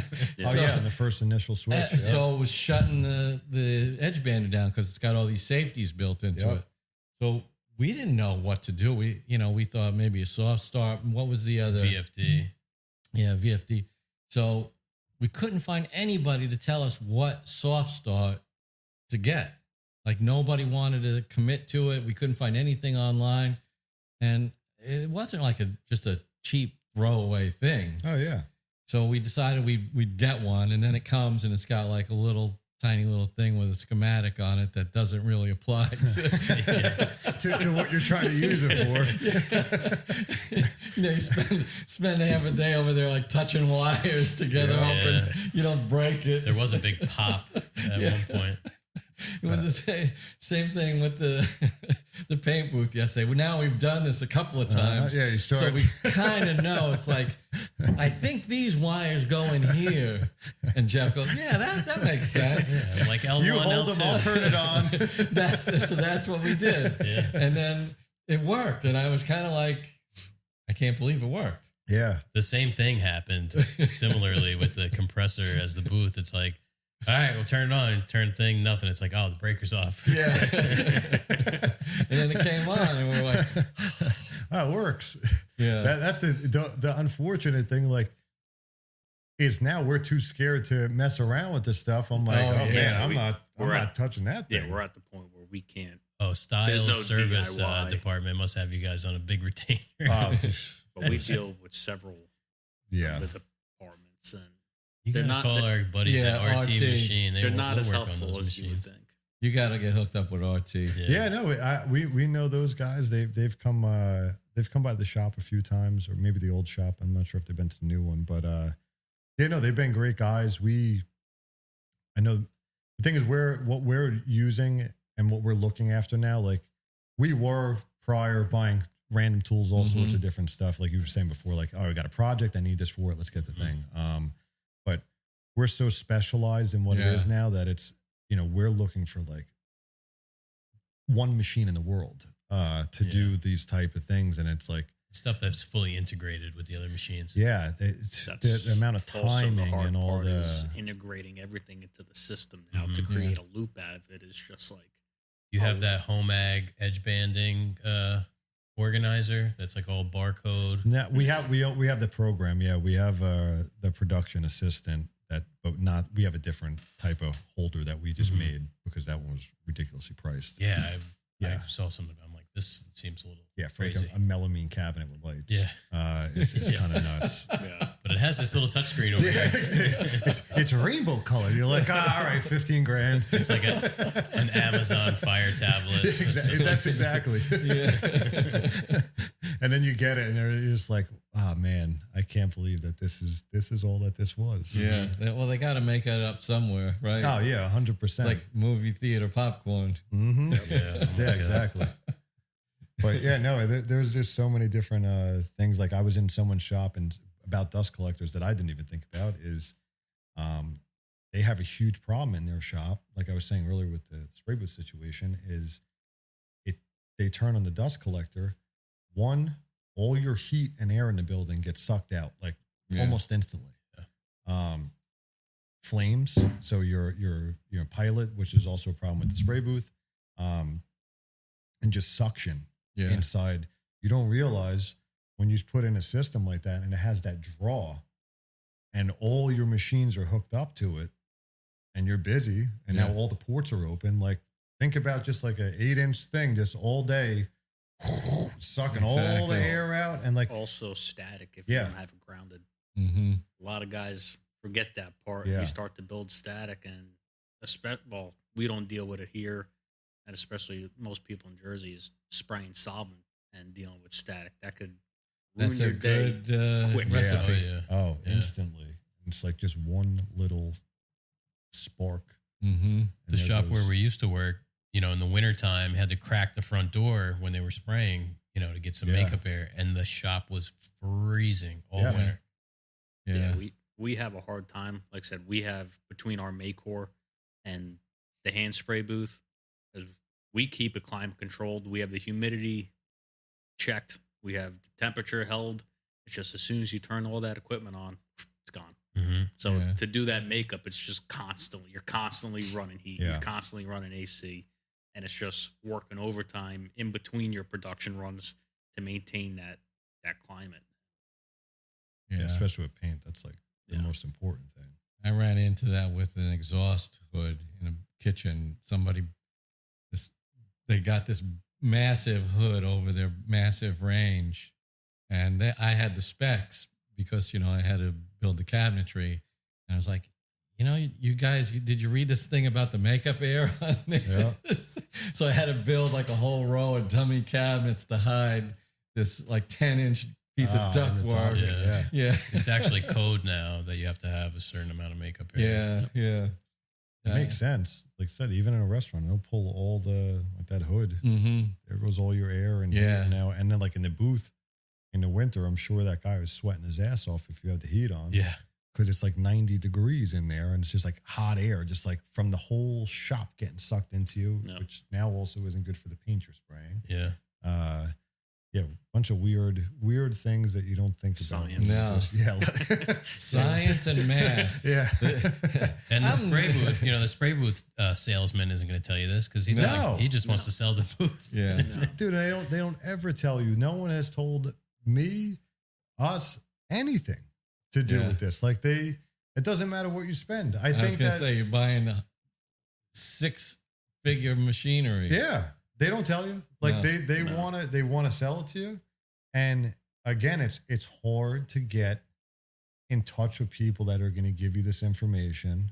You can go to the shows, you can, did all the same stuff. But when you realize that your edge bander that you just bought, like we thought ours was going to work, but you got to buy another compressor. And the guy didn't tell you, Exactly. That compressor is $50,000. Now what? Like, I forgot to let you know that, Yeah.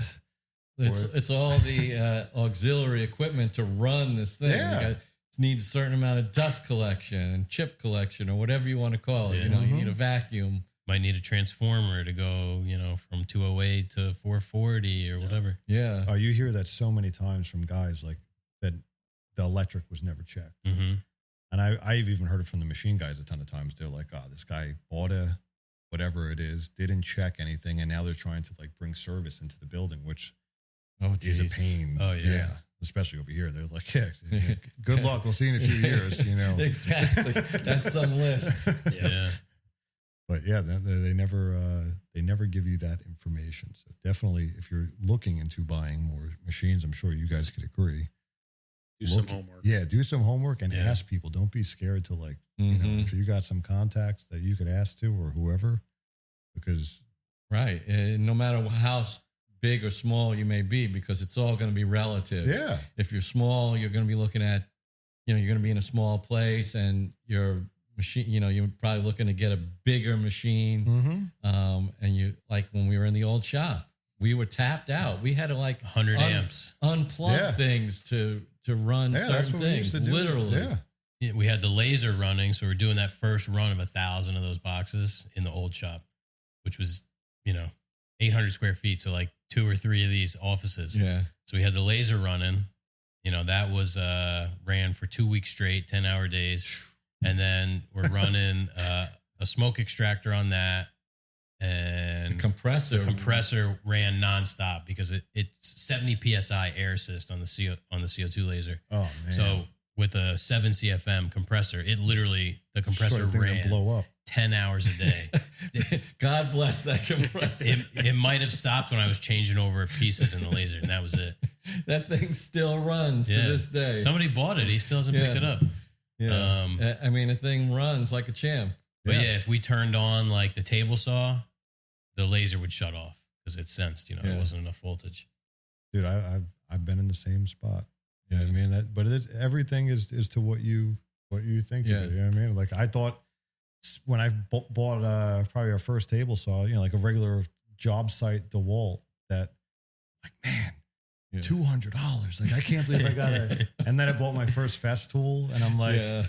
$700 for this, and then you buy this, and you just keep going up, but you don't even realize. You know what I mean? Like, look at you guys. You guys started a few years ago with nothing. Yeah. Now you got nice trucks, but you don't even realize it's happening. You know what I mean? And you don't realize that you worked yourself through those things that you did learn, like we were saying earlier. Like it pops in your head, but it's so much knowledge that you just by trying and doing, and now you could find out this information like so easily.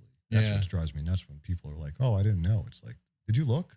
Yeah, that's the thing. It's like, just put forth a little bit of effort. Yeah, like pick up your phone and if you just Googled it, like I hate to be one to even say that, but how much shit here did you figure out before you could Google it? And now you can, and you're making stupid mistakes that it's like the minute you Google it, it's like, don't do that. Right. And you're like, man, I've been trying to do that for 15 times and I keep getting the same result. Right. It's not like when I started, we had like yellow pages ads, and I had to go to the library and check out a book. You know? Yeah, exactly. To figure out how to cut a dovetail. Yeah, it's true. Exactly. And that's what it was. But it made you try and you keep doing it. But yeah. I tell Jeff this story 100 times. Like that's how I learned, from a library book. And I cut the joints, and then I'm still looking at it like, how does this go together? Mm-hmm. Dude, we destroyed.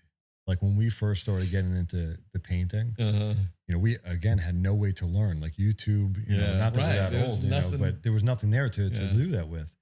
And started seeing like faux finishes. It started to become real popular. Mm-hmm. So I'm Tuscan like, plaster. Plaster. There's a guy across the street who does that. Yeah. Especially Staten Island. Yeah, dude, that's if you don't have Venetian plaster and a fucking lion on your front lawn. I was about to say the lion. Or a fountain. The lion and the oversized columns going up to the second 100%. Floor. Yeah, that's how you know you made it in Staten Island. You got a fucking lion. And you got the couch inside with the plastic on it that no one can touch. Oh, God. I'll tell you stories about growing up like that. Forget about it. That's the nice room. Oh, well, we never got to use it. My mother had a runner on the carpet that you had to stay on. Yeah, you don't want to smush it down too much, just if there's company. And that showed you not to take a right turn into that company living room and dining room. Oh, my God. Oh my! It's unbelievable. The stereotypes are so spot on. Oh, it's 100%, and everyone was doing that at the time, and we didn't know how to do it or anyone to teach us. And dude, me and Dan, my mom was at work, and I wanted to try. I never did molding or anything before, so I had a bunch of like that 5 1/4-inch base. You know what I mean? Mm-hmm. The fancy stuff at the time. Yeah, speed base we call it. Yeah. Now it's speed base. At the time, like you were classy, man. If you had that in your house, 3 inches. Yeah, exactly. Yeah, we had something to brag about when I put that down there. But I didn't even know what crown molding was, and so that's what we put. I put it upside down along the ceiling. But listen, that was the best part. That's like an Airbnb move. Oh, the Airbnb part was the fact that, again, we don't know what Venetian plaster, that there's different types of things with things at this point. This is not long after me collecting cards at Home Depot, not even knowing that there's paint chips. And we took concrete and we mixed it with joint compound.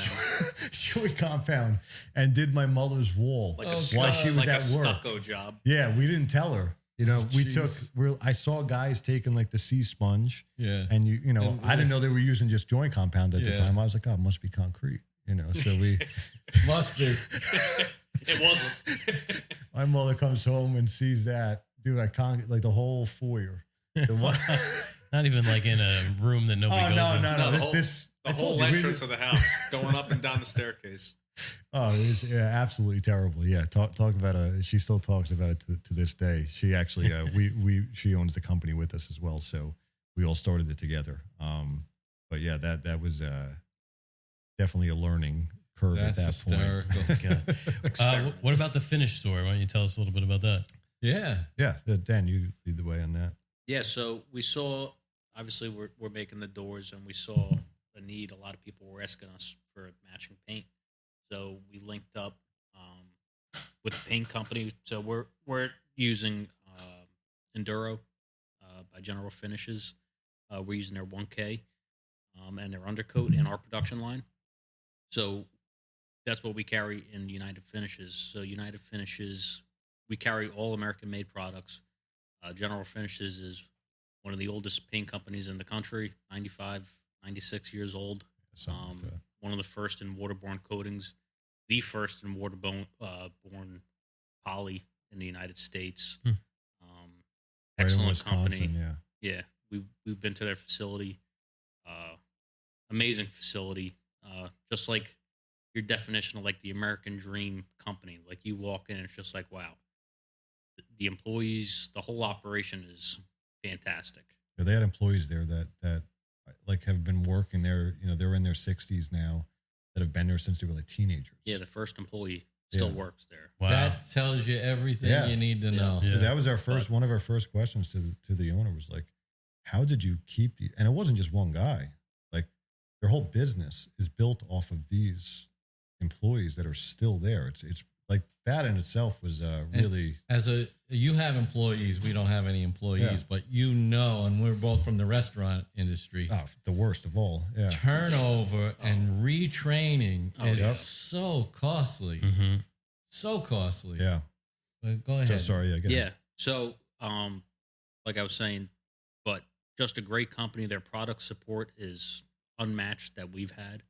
Their knowledge, and they're willing to adapt to their customer needs is by far the best we've dealt with.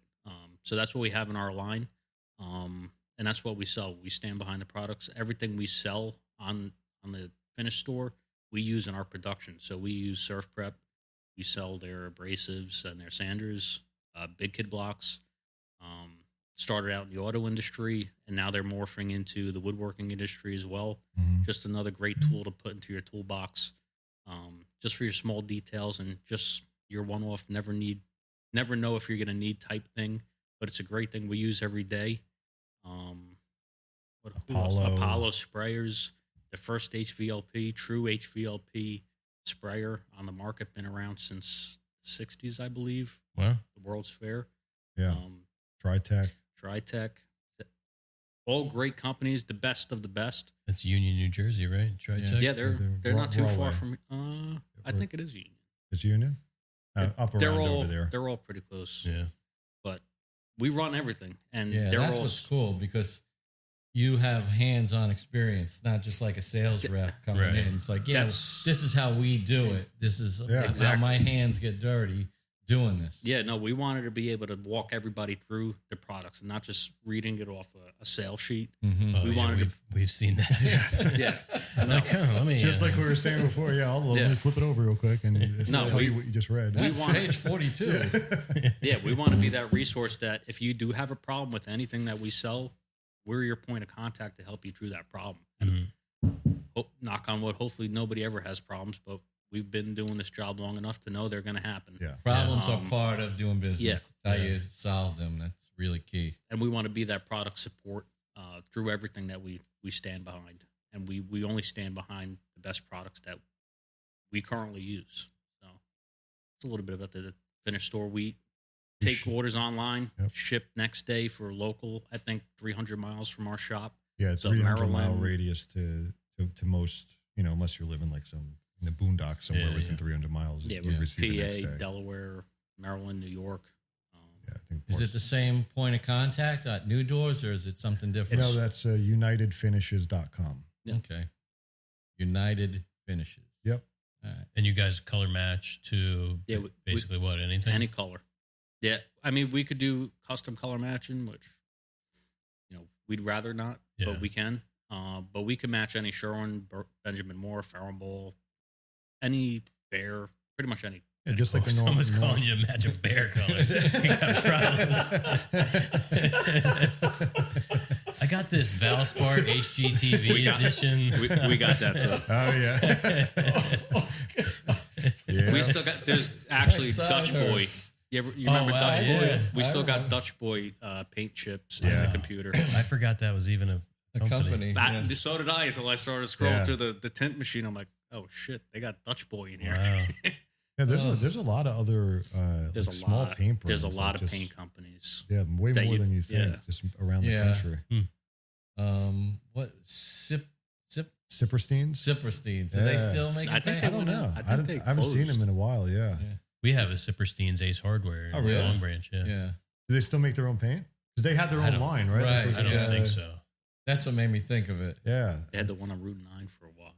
Yeah. There was a few of them over here that were all sporadically placed, but I haven't seen one in a while. There's more bigger companies are taking everything over. That's just kind of That's it. The way it's going. By the competition. Yeah. You know what I like about the Enduro? It doesn't come in that pretentious European can. Yeah. Yeah. They rebranded. Yeah. It's modern and clean. Yeah, it's modern, clean, and the biggest thing that we tell everyone is like, what obviously works for what you're doing, and what's available to you, to get quickly, which this stuff is, and who has the most stock. A lot of people don't think about that. And the more that you start growing, that becomes an issue, to what we were talking before, like waiting for stuff. And like, you want to be partnered with people that have stuff now. Like, and just for the paint itself, just with them, like I forget how many millions of dollars in inventory, but they had like a 30,000 square foot warehouse full of paint, which was huge for us, knowing that, again, no matter what comes up, we want to be able to say yes. If someone needs 10,000 doors tomorrow, yeah, I could do it. If I don't have enough stuff, I can get it. That's part of the service equation, being able to say yes. Yeah, no, 100%. Like you were saying earlier, you have to pick and choose what's worth more to you. And for me, it's always in service and what's available. It's it's a big part of why we chose to go with RT and the Sahis Edge Bander. And, it's kind of what attracted us to NuDoors. Yeah. You guys, you coming out the first time and, bringing Dan along. It just kind of cemented everything. We're all about the relationship. That's what we love about Hayfla. Yeah. Rich and Ed. Yeah. Yep. I don't want to call an order from some faceless person 1,000 miles away. You know what I mean? Like, this is how business used to be done. It was a handshake and face to face. And it's, the closer that we can get back to that, I think it's better for everybody. You saw Joe, the driver. Yeah. For Fez. Yeah. They're all hanging out here. I know they don't even come in our shop like that. Now I got a problem with it. This is the way we like to do things. Usually Alan, the UPS guy, comes in and says, hello, how's the baby? Yeah. It's just who we are. Last couple of days, the neighbor comes in. How's it going, guys? Oh, it's good. I see you working. I got some extra weed killer. Can I spray around the shop? Yeah. Knock yourself out, please. Yeah, that's the way it should be. Yeah. This is how it goes around here. No, yeah, it's definitely it's something that's been forgotten about in business. And now you bump into it, and it's like we're saying with General Finishes. There's plenty of great brands that Surf Prep. All these companies we've been working with have been like so helpful. So their roots of business are exactly what you're saying, which attracted us to them. Obviously, tons of customers to put them in the place of where they're at, and that's like with us. And bottom line price isn't always the bottom line. I mean, you're getting what you pay for, so to speak. Oh yeah, there's so much more to roll into the cost equation, like they do with cars, like cost of ownership, things like that. Yeah, everyone's good until something goes wrong, and that you don't need that something. Yeah, and the thing is that something goes wrong. Especially if you're building a relationship with that person that is maybe kind of shaky. Your business is growing, so now that client that you're fucking over is even more important. Oh yeah. And it all started on just a not too good of a foundation, I guess. Well, what's cool, like with you guys, is you could spot another person with the like mind. You know what I mean? That's what I enjoy about meeting you guys and hearing your story, and then being able to do business together and stuff like that. Yeah, absolutely. I was excited to come here. I told Dan, I'm like, after meeting you guys that day, I'm like, oh, dude, we're going to be able to go hang with him, no problem. Yeah, I was excited. This was my first podcast. So yeah, you guys are doing good. Have you been on one or no? Yeah, I was on one other one before. Not like a setup like this though. This is like a remote where you were somewhere. Yeah, exactly. No, this is like I feel legit. Like in person, you could talk forever. Oh yeah. 100%. There'll be topics we don't even touch today. 100%. No, that's we haven't even crossed the bridge yet. Yeah, no, exactly. No, except for the lion comment. Yeah, we went 3 hours and 15 minutes with Corey and Rob 2 weeks ago. I believe it. You could just keep doing stuff like not face to face. Yeah, like we're having these meetings with people and whatnot. It's like it's impossible. It is. COVID, at least for me. COVID amplified the Zoom calls, and it's just like I was never comfortable with doing those. It's just like still to this day, I'm not comfortable doing the Zoom calls. It's just like you don't have that real connection with the person over the computer. Yeah. And my wife would tell you, I'm not a real people person. Like, I don't like going out to like dinner parties or anything like that. But I get along with people when I could sense, Yeah, there's this camaraderie. We talk of, me and Dan say this all the time. It's like, and I know we've heard it from other people, but when you start seeing that you're on the same level as other people, like, it sounds bad to say. You know what I mean? Like, you know what I mean? Space here. Go ahead. Yeah, no, it sounds bad to say, but like, there's certain, tiers of where people get in their life. And sometimes, like, if you want to keep growing, there's nothing wrong with, you have to adapt new people that are more on your level that, again, can help you. You can help them. Not even just in a business sense of things, just growing as a person. Yeah, you know what I mean. That's why I love talking to everybody and just again, being around people that like, you can tell, like, you guys are trying to do something. We're trying to do something. Mm-hmm. And not just make money or run a business. There's a much bigger picture. Like, I mean, one of the reasons we don't have any employees outside our office help Julie is that, we wouldn't want to bring in somebody on the cheap, so to speak. We want to be able to provide a good job at a good wage. So that's sort of where we need to be as a company to do that, to offer somebody something worth having. And to have a good connection. That's our, like, we tell anyone who's ever worked for us, my first thing is, like, I don't care. I truly don't care about even money. I'm just between us. Like, I'm obsessed with doing this. The money aspect of it really, like, yes, I know we got to pay the bills, and I think business minded, but my passion is this business. My drive, everything that I think about to do with this is I'm obsessed with the perfection of doing this. So everything that, we lean towards with that, I'm sorry, I was even lost where I was even going with that. But I get held up because I like it so much. Oh, and hiring is telling people when they come in, listen, if you could be the best in the world, but if you don't get along with us, you got to go. That as simple as that is. You guys are all hanging out here. You need to be able to hang out. Like, this is a huge chunk of your life. We spend 50 hours a week in the shop. We spend more hours awake together, Jeff and I, than we do with our families. Same here. Yep. I mean, you have to jive. It just is what it is. Yeah. We've worked with people who are miserable. Our old partner was miserable. And it just drags everybody down. He used to come in and say stuff like, "Oh, I hate Monday." And it's like, I said one day, it's like, that's kind of offensive. I mean, this is as good as it gets.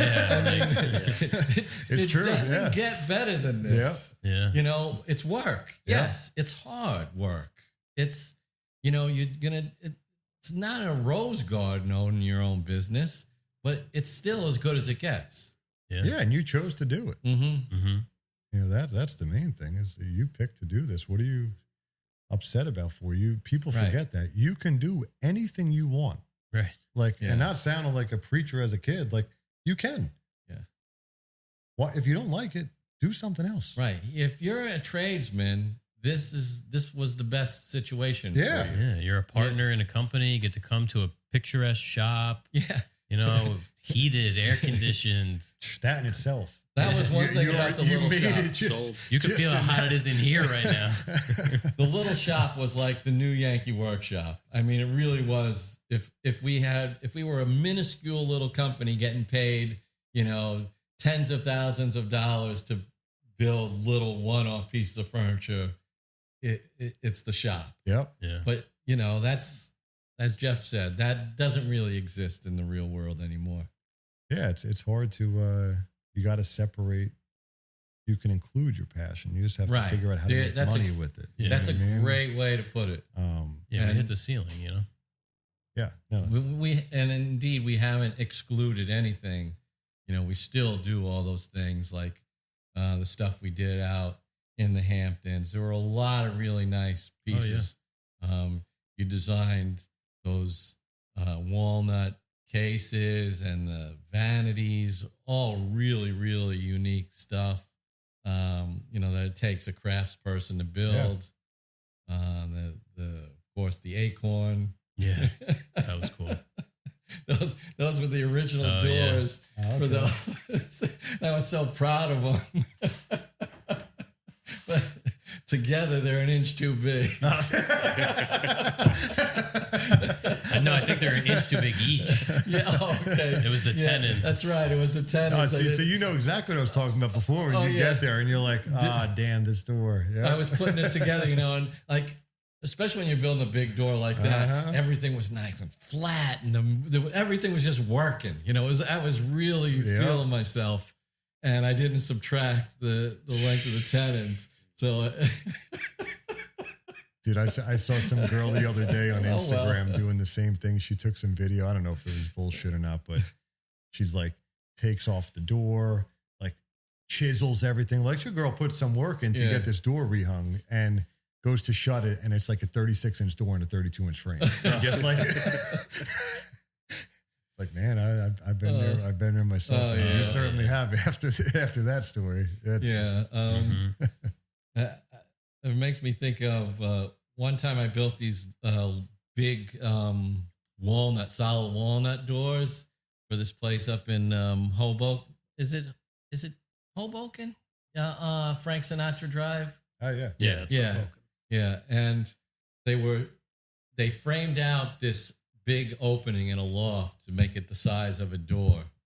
And I said, I wouldn't do that. You'd have to have a contractor come and frame out the door, and I make the opening, and then I would put it in. And so these doors were super, super heavy, and I arranged to have somebody come and help me hang them and stuff like that. And maybe about 2 weeks later, the door was the jamb was giving way. So you could see the plaster was cracking a little bit where so I said, all right, get those guys back. And I came, and I really didn't know exactly what I was doing, but I had them take the door off, and I had this big plane, and I just looked at it, and I did a couple of swipes with my hand plane, and they were all watching me. There's like 6 guys in the room. Then they hung it back, and it closed perfectly, and I just put my plane in my bag like I knew what I was doing. And they're like, man, that guy is good. Fake it till you make it. It's like, I can't believe I just did that, because I really didn't know what I was doing. We called it smoke and mirrors in the restaurant industry. Yeah. You just got to look like you know what you're doing. Yeah. Baffled them with bullshit. Yeah. So that was my other big door story. Yeah, to compliment the doors that didn't fit at all. That was a big cabinet. Yeah, those are pretty solid. Yeah. It was a big foyer piece. But it ended up over 8 feet tall, right? Yeah. We actually didn't even use the entire base because they thought it was too imposing. Oh, wow. So we only used part of the base. Or no, we set it right down. Yeah, it was just, it had like a 5.5-inch bottom rail on the face frame, so it went straight to the floor. Because we had this, added base that was going to jack it up even a little further. Yeah. It always drives me nuts when that happens. And it's usually that's the part that I took time on, and it's like, the base, I can't leave without it. This door's been done for 2 weeks, and then you get there and they're like, never mind. It was like an add-on too that we didn't charge for. They're like, what if we put it on a base? I'm like, okay, whatever, fine. So you build it, solid maple, miter, exactly. And the other thing was, I built it, and then it was too short. It was too short, but I didn't account for it, so I had to fix it. And then it was like, all right, it's just right now. Then we didn't use it. Not just me that has that same problem. Yep. Yeah. Oh no, I told you, do everything twice. The floor was so out that it was going to have to be scribed, and we kind of talked him out. We're like, probably be better without the base. And then we didn't have to cut the base molding, the installed base molding. Yeah, because our base was only, say, 4 inches, and the base molding was 7 1/4 or something. So you'd have two, you'd have to cut this chamfer shape and then a straight line into this ornate. It's like, Well, that's the thing you get from having knowledge with something, and which drives me nuts when someone is will go against you saying that, where you're like, listen, I know, yes, this is easier for me to do this 100%, but also it's the right thing. Yeah. It's going to save you, from this turning into a serious problem. Let me guide you. With my, with our 50 years of experience, let us give you some insight. No, that's what, in this industry, it's crazy that people often will tell you what to do. Mm-hmm. Like, you don't go into a kitchen and tell the guy, oh, this is how you make it. No, you ordered this, and that's how you get it. But you do something, and especially when they're watching you. Like, I remember being younger in a lot of these things and, like, leaving jobs because, like, the customer's telling me, oh, you're doing it wrong. It's like, and they're holding, like, a Home Depot pamphlet. Yeah. It's like, dude, you read 3 instructions, and you're going to tell me that I'm doing this wrong? Like, dude, here you go. Here's the whatever it is. Do it yourself. Yeah. What'd you call me for? Oh, yeah. Yeah, there's the old joke, it's 1,000 for me to do this job. It's 1,500 if you want to watch. 100%. See if I can pull up this foyer piece.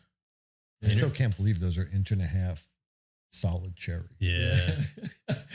That's the old shop. That's the old mindset. Yeah, it's serious. That's what I was thinking when you're showing me. I'm like, God damn. That was about 500 board feet just for the cases. Really? Yeah. Jesus Christ. It's all A-quarter. There it is. Yeah.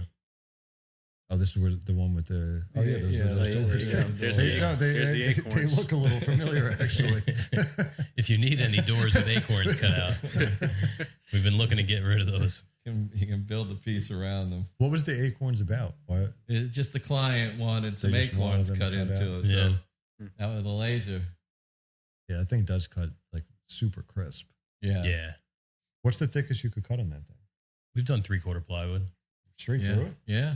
You have to either go really slow or you could do a couple passes. Does it just keep, I'm assuming, layering down? Like, you don't have to flip it or anything, right? It'll just keep it'll just quarter, or whatever. Until like if you go 5 millimeters a second, you can go right through a 3/4. Oh, wow. Yeah. Yeah, the one guy at the shop, he has a few 3D printers now.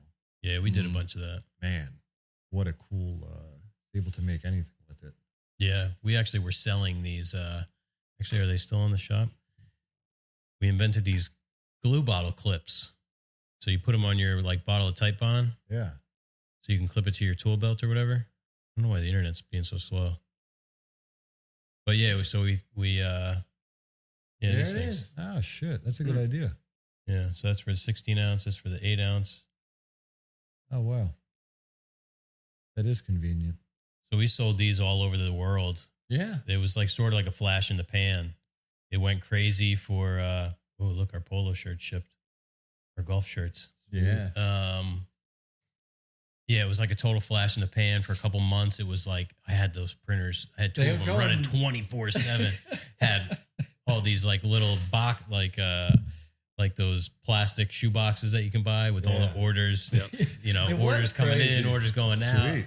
Every morning I was dropping stuff off at the post office. How many things you sold? Thousands, probably. Thousands? Yeah. Really? Yeah. Oh, wow.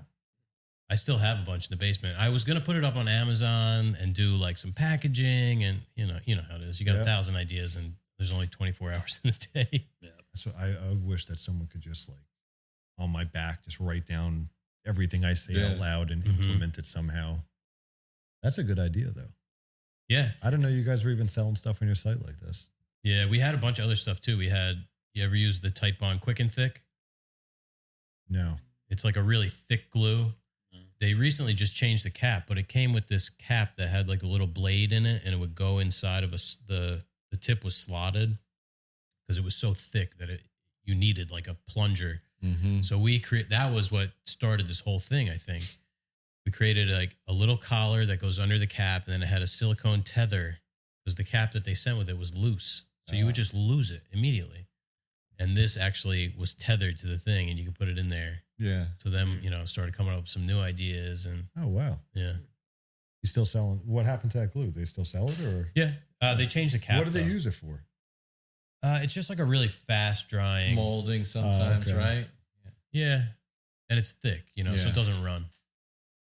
No, those are good ideas. Yeah, the kid at the shop his name is Nick. He started selling all sorts of random things with his 3D printer, and he seems like he's doing pretty good with it. Yeah. There's a market for everything. Oh yeah. Yeah. Well, you know, we make those salt boxes. Yeah, dude. I can't believe still like how, like I get it, but I don't get it. Like how. I think if they put up 2,500, they'd all sell out. That's what. Are they? Do you think they're only putting a few just to make it like that? Supply and demand. Yeah, like that. Oh, I have to. We won't make anymore. Yeah, no. Oh, you won't do it anymore? We're kind of the ones that set those. We set the numbers. I don't blame you. Yeah. Oh, you guys tell them how many you're willing to do? Yeah. You know, Adam approached us with the project, and he's like, "Yeah, so like if you guys," I'm like, I think we could probably do like, I don't know, 1,000. So we did 1,000, and we're like, okay, we're not doing 1,000 again. We're like, that was too much. Been there. So we did 500, and then so we got the new laser. So we're like, oh, let's try 650 this time. And how long do you think it took? It takes us about 3 weeks, probably, right? Yeah, the first round took a month. Yeah, because we're figuring it out as we go. The last one that we did was less than that. Yeah, maybe 3 man weeks. Yeah. Still, like, I would love to see. What's that? There's a video. There's a video on it. Yeah. Oh yeah. Of the original. You guys have them like hanging up and stuff. That's what I want to see. All these clotheslines I don't know if of ports. I don't know if I have a picture of that. I probably have one on my phone somewhere. We had wires strung all around yeah, between the columns. Crazy. There's the hooks. This was a video. This is just like Instagram imported into our website. Oh man. Yeah, so we were just dunking them into the tongue oil, hanging them up. Was that like one of those things that you thought about after you started to realize that you had to do something with 600 of these, or we pre-planned to hang them up? Jeff plans everything. Yeah, that's good. I lay awake at night. For sure. I'm like, okay, how can we not fuck up this job? I get up in the morning, have my coffee, go, let's see what Jeff's already been up to for the last hour. Yeah, that's definitely one of those things that I feel most people would probably have an oversight on. Wow, this is a lot of parts to do something with, which I found myself in situations before. I was like this thing that we were supposed to build, this 10-foot tall dome. We're like, we're going to buy a weather balloon and we're going to paper mache it. Yeah, pop it. Yeah. Yeah. Dude, that's how we're going to do it. And do the like spray foam to kind of make it rigid on the inside. We did we've done all crazy shit. A lot of events like this that were for Sony and like all these. We did the baby, that rapper. Okay. He had a big homecoming party, and I just liked that one the most when I was talking about it. But they called us on like Thursday, and I had to be in North Carolina on Monday. And this was a 40-foot wide full service saloon that you could go into, signage, everything. And it was a full bar inside. We also had to build a life-size house that was a trap house. Yeah. To look like out of one of his videos. And they were serving food out of it. And it's like, and they throw everything out. So you have to think of these wild things like you guys are saying right here. It got used for a 5-hour event. We put it up, and then as soon as the event ended, it went into a 30-yard dumpster to the trash. It's crazy, isn't it? I mean, I was a caterer in San Francisco. And it's like a nice area. Yeah, not anymore. Yeah, money-wise though. Yeah, this was back in the 90s when things were still really hopping. We did all this high-end stuff, and like one Thanksgiving dinner, we had full-blown like 20-pound roasted turkeys at every table as part of the garnish. Oh, just as a look? Yeah, decorated and stuff like that. Roasted, fully edible.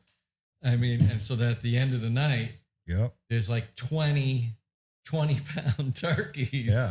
Like, I couldn't throw those away. Yeah, I literally went out in the alley and was handing out roasted turkeys to homeless people with a roll of paper towels. It's like, happy Thanksgiving. Dude, they throw everything away. Yeah. I know. And then when we had the cleaning company, like I said, we were doing corporate like that all the time. He was just like, you bought this just to do this with it? Yeah. And it's just like, we don't want it here. Exactly. And food, because it's perishable, like there's like City Harvest and stuff, place like that. They have all these rules. Yeah. So I used to bring like clean, garbage bags are clean, on the inside. And I used to use like those banana boxes. You know those, Jeff. They're really sturdy. And I used to line them and I'd make all these like food kits. Yep. And on the way back to the shop at night, I'd be dropping them off, every other block where there would be all these like encampments of people. Because when you have food like that and you're throwing it away, and you come back to your shop and there's like literally 2 people inside your dumpster trying to find something to eat. Yeah. It changes your perspective on like what you need to be doing in the world. Oh, 100%. And you see that like I said, the corporate companies like this, they don't give a shit. No, it's paid for, and they're just like, get rid of it. Yeah, we got what we wanted out of it. Get rid of it. And I couldn't bring it back to the shop because there's just not enough refrigerator space. I mean, there are parties going out. Yeah. Then you got to get rid of it anyway. Right. So now you're stuck with all these chickens, and you're like, man. So the only way was to give it away. So I had like my regular route. They see the car coming, they're like, oh, he's here. Throwing chickens out the side of the window. It was like you forgot the gravy. It's like food Santa Claus, you know? Yeah, you get the guy, oh, listen, I appreciate it, but next time you think maybe you could get a loaf of bread would be nice, jerk off. Believe me, there are those people, Actually, I'm a vegetarian. Yeah, oh yeah, seriously. Tenderloin of beef again? Yeah, really. That's what you see. You always see that. Oh, that's crazy. But yeah, those types of things, man. They always, these were fun. The event things. They always have your head like twisted in like these. Oh yeah. I was losing some sleep. I was losing sleep just bidding the job. Yeah, oh, that's crazy. The math is funny, right? Yeah. When you start trying to figure out, like, all right, how many guys is it going to take to do this, and how many hours, and how much material? There's so much logistics that go into that. And the thing is, it's not like, okay, listen, if I don't get it done Monday, we'll get there first thing Tuesday. No. If it's not done by 7:00 Monday, you're done. Like, there's going to be 300 people there at 7:00, and you have to be gone by that time. Yeah. The amount of stress that you have on those deadlines is insanity. That's kind of what took us out of that. It was like the excitement of doing it was fun, and you're getting to build like things like, where else would you get to make these flower things? 12-foot tall flower. Yeah. But like the energy that it would take out of like me, like you said, you're thinking about this stuff. Like imagine you got it, and now it's like, and also when those deadlines are there, like we were talking materials, and you committed to saying you could do that. You committed to having there by Friday, and no one has. A weather balloon. Yeah, exactly. Like I wanted to buy like a polyethylene stock tank to use for the bottom, and then it's like I'm looking, it's like 6-week lead time, 8-week lead time. I'm like, this isn't going to work. I'm like, now we got to build this thing, and that's why we bought our first CNC because we were doing so many of these events. Like after we got in with the cleaning and stuff, and getting asked for it, and we couldn't rely on. We didn't need the machine to be like cutting all day. You know what I mean? I hadn't figured that part of it out yet. It was just, let's just make sure I don't have to rely on somebody else because, getting stuff cut like that from people is unreliable. You get parts cut like from a reputable place. That's all he does. That's all he does. Asking someone to make you, cut out this thing for a 10-foot flower is like, I don't know, man. I'll throw it in when I can. Yeah, they have their own projects going on. Yeah.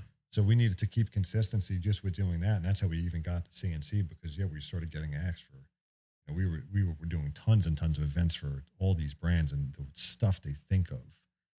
And they pitch the client with before asking you. That's the thing. They saw the client on the idea before it's even engineered, like designed. Yeah, like that's we work with designers who do that in residential, and they're like, "Wait, it's how much?" They're like, "We have to redesign." I'm like, "You came up with the design." Yeah. I never just call you before, like you got this design together. You're going to ask Greene Street to bid on it.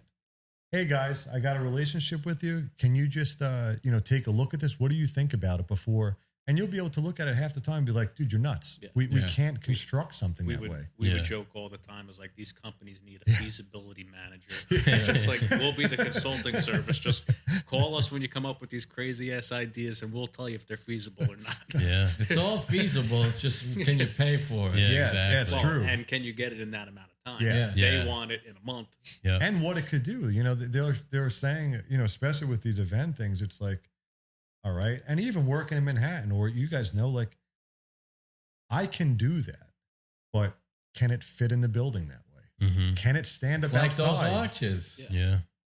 Can I deliver it on a truck? Yeah. On the block? Yeah. Yeah. We've dealt with that. It's just like, oh yeah, we have a loading dock.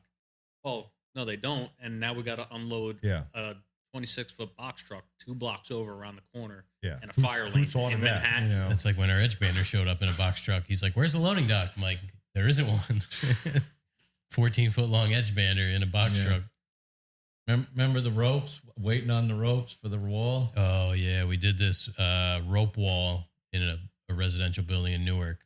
So it was like a knee wall and then all these ropes with like a little carabiner on a bracket from the wall up to the ceiling. Mm-hmm. And there was glass between them, like 2 rows of ropes.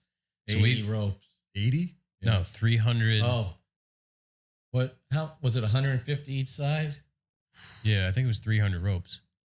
Yeah, we bought them direct from the manufacturer in China through Alibaba. Because we were going to have to buy. How did that go?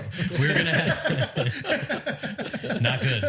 We were going to have to buy the 2 brackets. It's like a climbing rope from like gym class, Was it cut already? Yeah. So that was the thing. We were going to have to, if we bought them, through Amazon or whatever, we had to buy the bracket, we had to buy the rope, we'd have to cut the rope, shrink wrap it, put it in the thing, drill the hole. So we bought them to length, assembled, everything direct from Mark Chen at the. Did it come out good?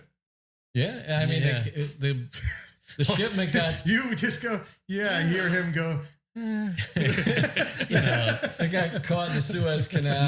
No, it wasn't caught in the Suez Canal. But yeah, it was on a boat for like a really long time. They were like, oh, it's shipped.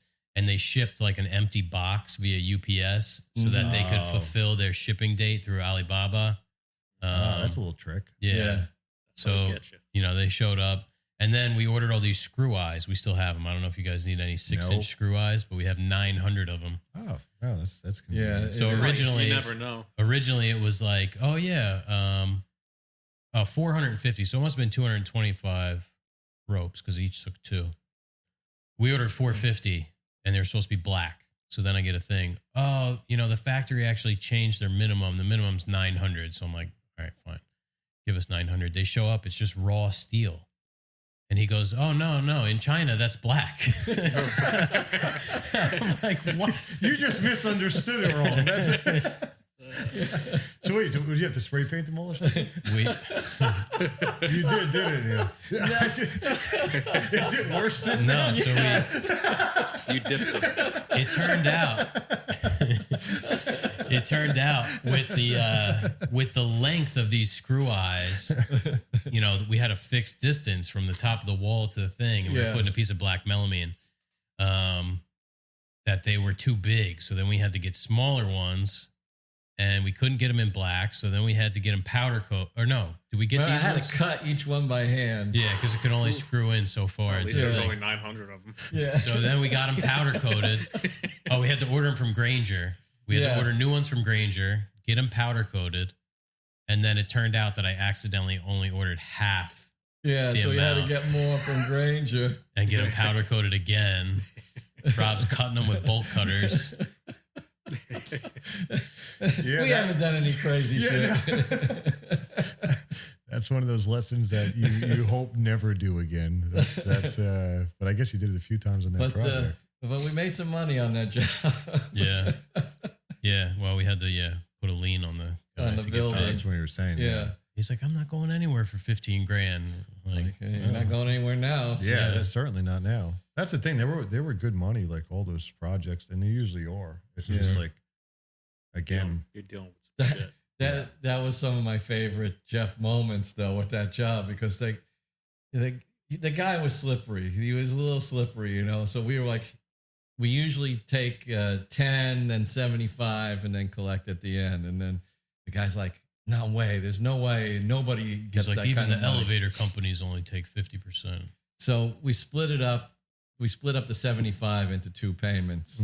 And so the second of the payment, Jeff tells him flat out, goes, if you don't have a check there, we turn the truck around and we go straight back home. Just tell them, like, right there. The guy was like, did like a Scooby Shaggy kind of double take on it. Yeah, and then we waited forever for final. Yeah. And I'm like, listen, if we don't have a check by Friday, Monday, I'm calling Essex County. I'm filing a notice of unpaid balance. He's like, I'm so disappointed in you. I'm like, you owe us $15,000. Yeah, I'm disappointed. Yeah. You got to be as direct as possible. Turns out we were just one in a line of people who were not paid. Because we got served. Essex County never actually discharged the lien. So we got served this stack of papers. I'm like, what the fuck is this? I start flipping through it. I'm like, we're listed as a defendant among like 10 other people. Oh, wow. Because a kitchen company was suing the same guy. We were being shown as lien holders on the building. So, oh, wow. Did you get paid or? Yeah, we had gotten paid already, discharged the lien, but it never actually was discharged. Yeah, they were owed like $250 or something like that. Yeah, weren't they? It was like $250,000. That's what they say from a lot of the people that know in the industry of this and the machine companies and whatnot. Said a lot of companies, especially commercial, the bigger they start getting, kind of to where your level you're at now and up, go bankrupt because of that. Yeah. You go into one of these companies on 90-day terms or 60-30, whatever it is, or even just like not being firm, like you just said, you drop the stuff, they don't pay you, and that's it. Like you don't get paid. Can't go take it back. Yeah, exactly. Even if you could, what are you going to sell it to somebody else? Yeah, you're screwed. That's what we started moving into. Like, I think when we were doing it, it was almost like near a 70% deposit, give or take. And then once we started getting through things, more and more, I'm not having you owe me money because you wanted something. Like you don't get, especially with custom stuff. I never understood that mentality. Like obviously with our doors, you pay 100% up front. You can't walk into Target or Walmart, take it off the shelf and tell me you're going to pay me later. You can with a credit card, and we take credit cards. So outside of that, why should you sit there and do this and build these beautiful things and then deal with someone? Just hope that you're going to pay our final 15%. We bid some work for a developer who we hadn't worked with and got some sketchy feelings. I'm like, listen, first, you know what? We're backing out. We don't want to do the job. And then the designer called, begged us. I said, we'll do it. 100% payment up front. So they paid. It. They did it? We built, it was just a reception desk. That was, the scope was huge. And then that's all we ended up doing. It sat in the shop for 3 months. We needed ASAP. We needed ASAP. 3 months later, hey, we're ready for the desk. And we built it in a week. Yeah. 2 days. I mean, within the week. They get pissed if you tell them you want to charge them storage. I said, you got 3 months of free storage out of us. Yeah, that's what I try to preach to anyone. And we're guilty of it ourselves, even still to this day.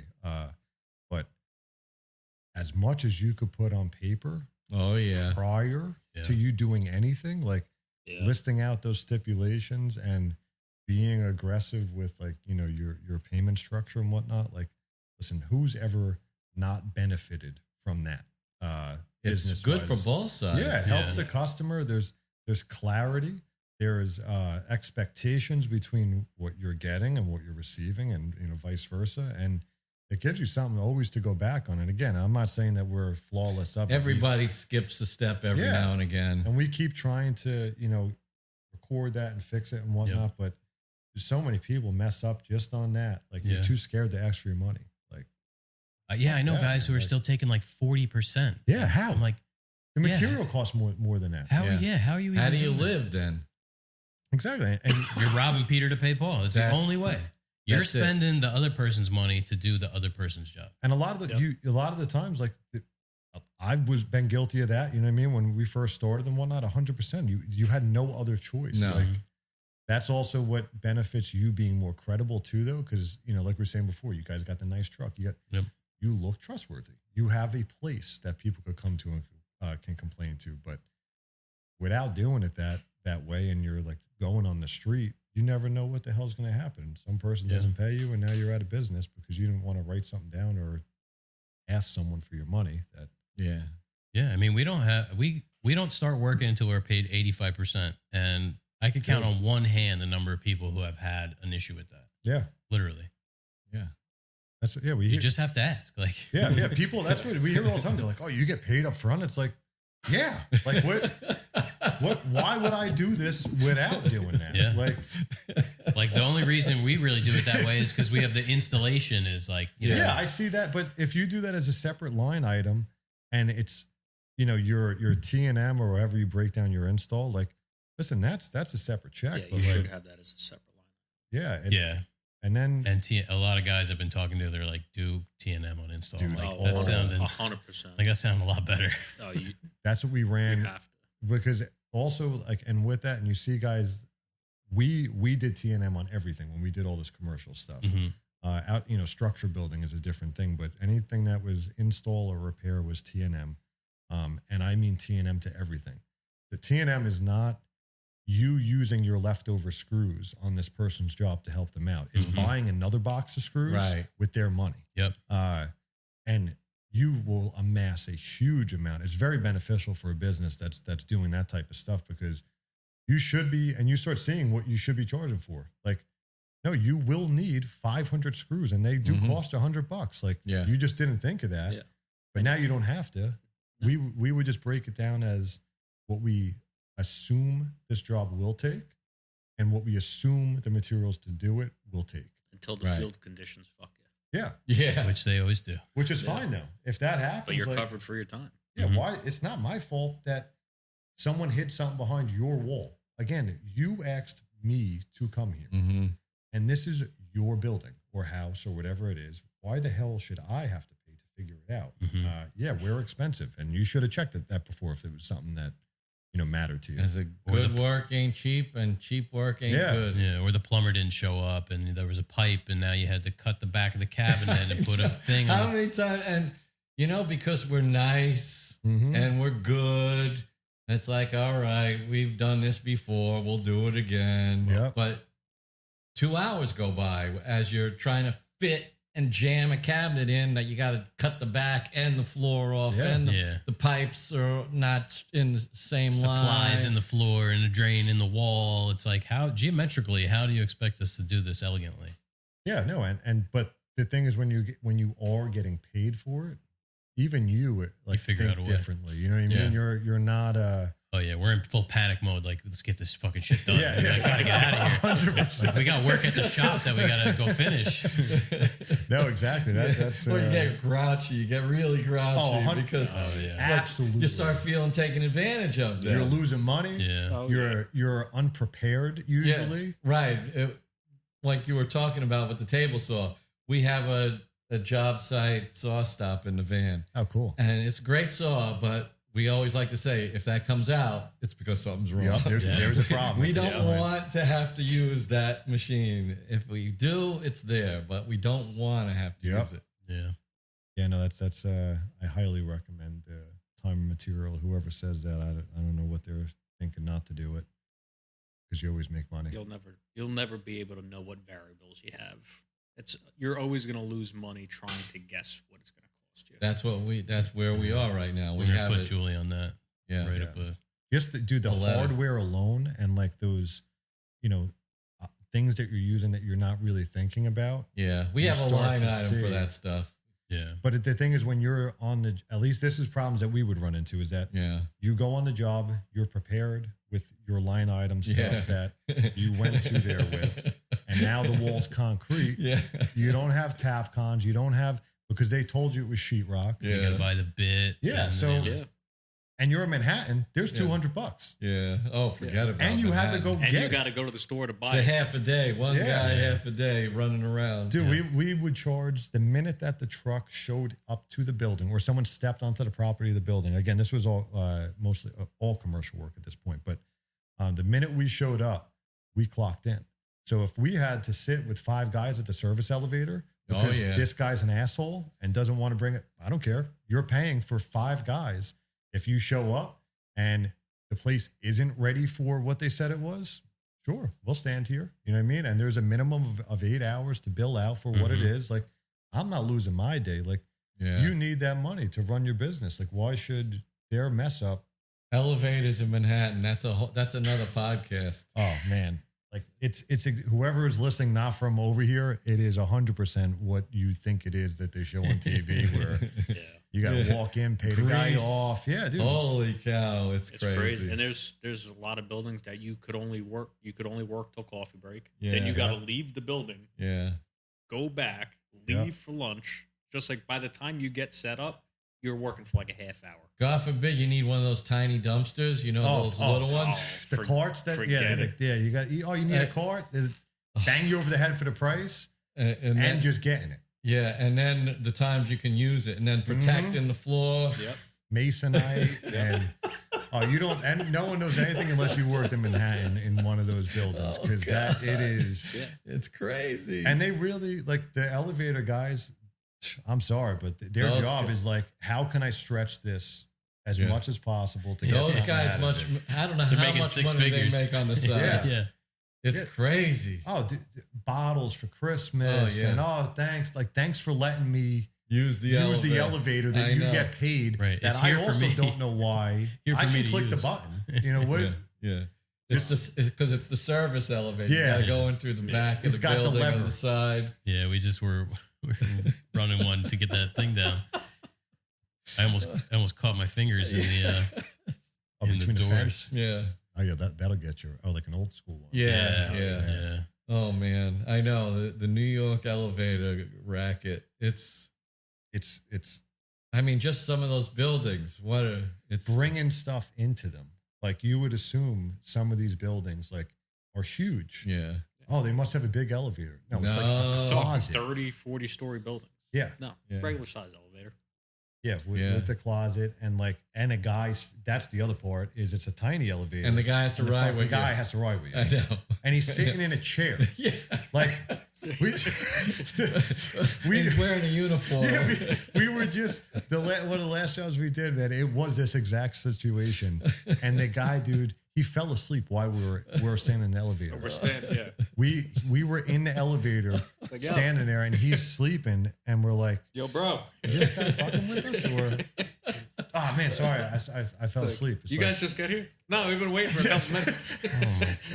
But you can't say anything because I'm like, if I piss this guy off at the first thing in the night, I'm not getting anything else up or down this building. That's the other thing. When you got to do the night, you got to do all the shutdowns at night. Everything's at night. Yeah. Which is, that's like also you just. Yeah, commercial, everything is at night. And the residential stuff, you have the short days. Yeah. No, two completely different types of customers and everything to do with it. And people used to wonder why everything costs a fortune of money. Oh, there's no cheap way. When we go into the city, we already know we're spending $200 on a ticket. Like that's you're getting a parking ticket every day. Yeah, so you got to charge for that. Yeah. So even if you find a spot, it's $150 to park. Yeah, because you gotta even if you find a spot now, you gotta keep sending a guy down. It's more expensive to pay the meter. Yeah. Than it is to just take the ticket. What cracks me up is like if you pay for 4 hours, which is like a 4-hour maximum or whatever, it's like it costs more than paying hour by hour. Yeah, They're like, we know it's convenient for you, so we're gonna charge you more. Yep. And the worst is when I couldn't tell you how many times. This is why we started taking the tickets. Is you pay it, and then you forget. Then you get the ticket. Then you get the ticket. It's like I just paid $45 in meters, and I just got hit with a ticket. Yeah, get you from both ends there. Oh man, this is some of that stuff that's only funny now. Oh it's not funny then. Oh, it's so aggravating. So frustrating, that whole entire process. Just the thought of going into the city and working there, especially at night, like you said, on commercial, you got to think like all your resources, like even though it's Manhattan, everything's closed. There's always that hardware store, whatever. I mean, now they have Home Depots and stuff. Back then they didn't have them. Yeah, they got a Home Depot, but you think you're downtown and you got to go to Midtown to go to Manhattan. Like, yeah, it's only a mile away, but Takes forever. Yeah, you can't move the truck. I'm not losing my spot. No. So I used to have a skateboard, dude. I used to go around on my skateboard to try to cut time out because it was having to do that stuff. Yeah. I mean, the city stuff, like I had it in San Francisco too, but the whole thing about parking and not losing your spot. Oh, yeah. It's hysterical because if you've I've been living out here for 20 something years, and one of the things I value most is going home at night and pulling into my driveway. Oh, hell yeah. It's a whole different dynamic. Like people who've done that their whole life, you can't comprehend the anguish of like having a vehicle in the city. Dude, I had when I was still living in Brooklyn, I had a 14-foot box truck. Oh, shit. That was my driver. When I sold all my stuff, I had my truck and I had this living on this couch. And it was I remember specifically, it was Thanksgiving Eve, trying to find a spot. Yeah. That's the biggest drinking night of the year. Oh, I had to sleep in my truck because you can't leave it. They'll tow it out of the, then and to get a truck out of, the pound is crazy. So yeah, you're sleeping in the truck, trying to make sure that I don't get towed and I can't find the spot. You got the alternate side and you got this. And I mean, I remember nights coming home because you don't want to move, but sometimes you have to. And you do the circle, the ever widening circle around your place. And it's like, all right, come on. I'll take it. I'll take one on Union. I'll just give me a spot on Union. And then you're widening. All right, I'll take a spot on Berkeley. Give me Berkeley. Just give me a spot. All right, I'll take a spot. I have to move it at 6 a.m. Just give me a spot. I'll just take a cab to my house after I park wherever it is. It's fine. Oh my God. I mean, I'm not exaggerating. It could go on for 2 hours. Oh yeah, I'm not driving kidding. around looking for a spot. I had to sleep in the truck. There's plenty. Yeah, you can't go into a spot or you find a spot. And yeah, it's a place that you have to move in the morning. Yeah. And it's now you're fucking exhausted because I've been driving around all night trying to find a spot. And I got to get up in 4 hours to move the car. Yeah. How about when you're driving around so long, you're starting to get the early morning people that pull out. Oh yeah, that's what you see, people starting to go to work. And now you're wow, man. Got a spot for an hour. Should I just drive back to work now?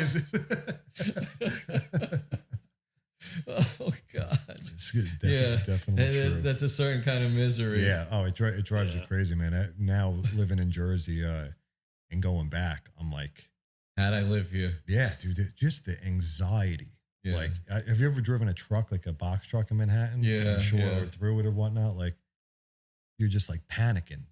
Low overpasses, and the streets are so narrow. Yeah, people running in front of you, yelling at you for I can't say it. What do you want me to do? Scream, wanting to fight you. Double parking. Now you can't get the truck down the street that you ended up on. Oh gosh. Yeah. Well, I hate to do this, but should probably start wrapping. We're on the bewitching hour. Yeah, I got to get to back to school in an hour and a half. All right, my guys. Well. Yeah, well, it was nice. Let's cap it off and remind everybody who you are and where they can reach you. Yeah, we're NuDoors at NuDoors.com, or we're on social media at the same thing, at NuDoors, and our finishing company, supply company, is UnitedFinishes.com. That's UNITED Finishes.com, and the same thing at social media as well, at United Finishes. Yeah, so you can cool. Yeah, check out the website. You can plug in your dimensions and pick your door style, and and get live pricing, which is cool. Yeah, and seriously, guys, call us if you have any questions. I don't care if you're ordering one door or you need 10,000. We will help you with whatever it is, and no question is stupid. We've probably been asked it 5 times that day as well. So let us know. That's the alarm going on automatically. Yeah, and the pricing, I'll say the pricing is really good. Thank you. When we place the order, I'm like, yeah, this is great. Yeah, it does make more sense for you to get doors than typically buy them. So, and we're friends now, but we didn't know you guys from Adam, and we ordered 10 doors, and they were here the next day. Yeah. No, we we try to pride ourselves and build our business around being efficient and treating everybody. I don't know that your one door could turn into 100,000 doors down the road. You never know who we're going to bump into that needs 10,000 doors. Yeah, it's true. That's the way it goes in this business, right? That is the way it goes. So, I appreciate you having us here. And we obviously, as I told you before, we would love for you guys to come down. Oh, we're going to do it. And be a cool video for the YouTube channel. Yeah, for sure. So, all right. Yeah. All right, guys. Thanks, guys. Thanks a lot. Yeah, thank you. Thanks for listening, and we'll see you next week. Next week is, I guess, season finale. Yeah. Episode 52. 52. Cool. All right. Thanks, guys. Thank you. As always, Rob and I thank you for tuning in, and we'll see you next week. If you want to help support the podcast, you can leave us a review on Apple Podcasts. Again, we appreciate your support. Thanks for tuning in.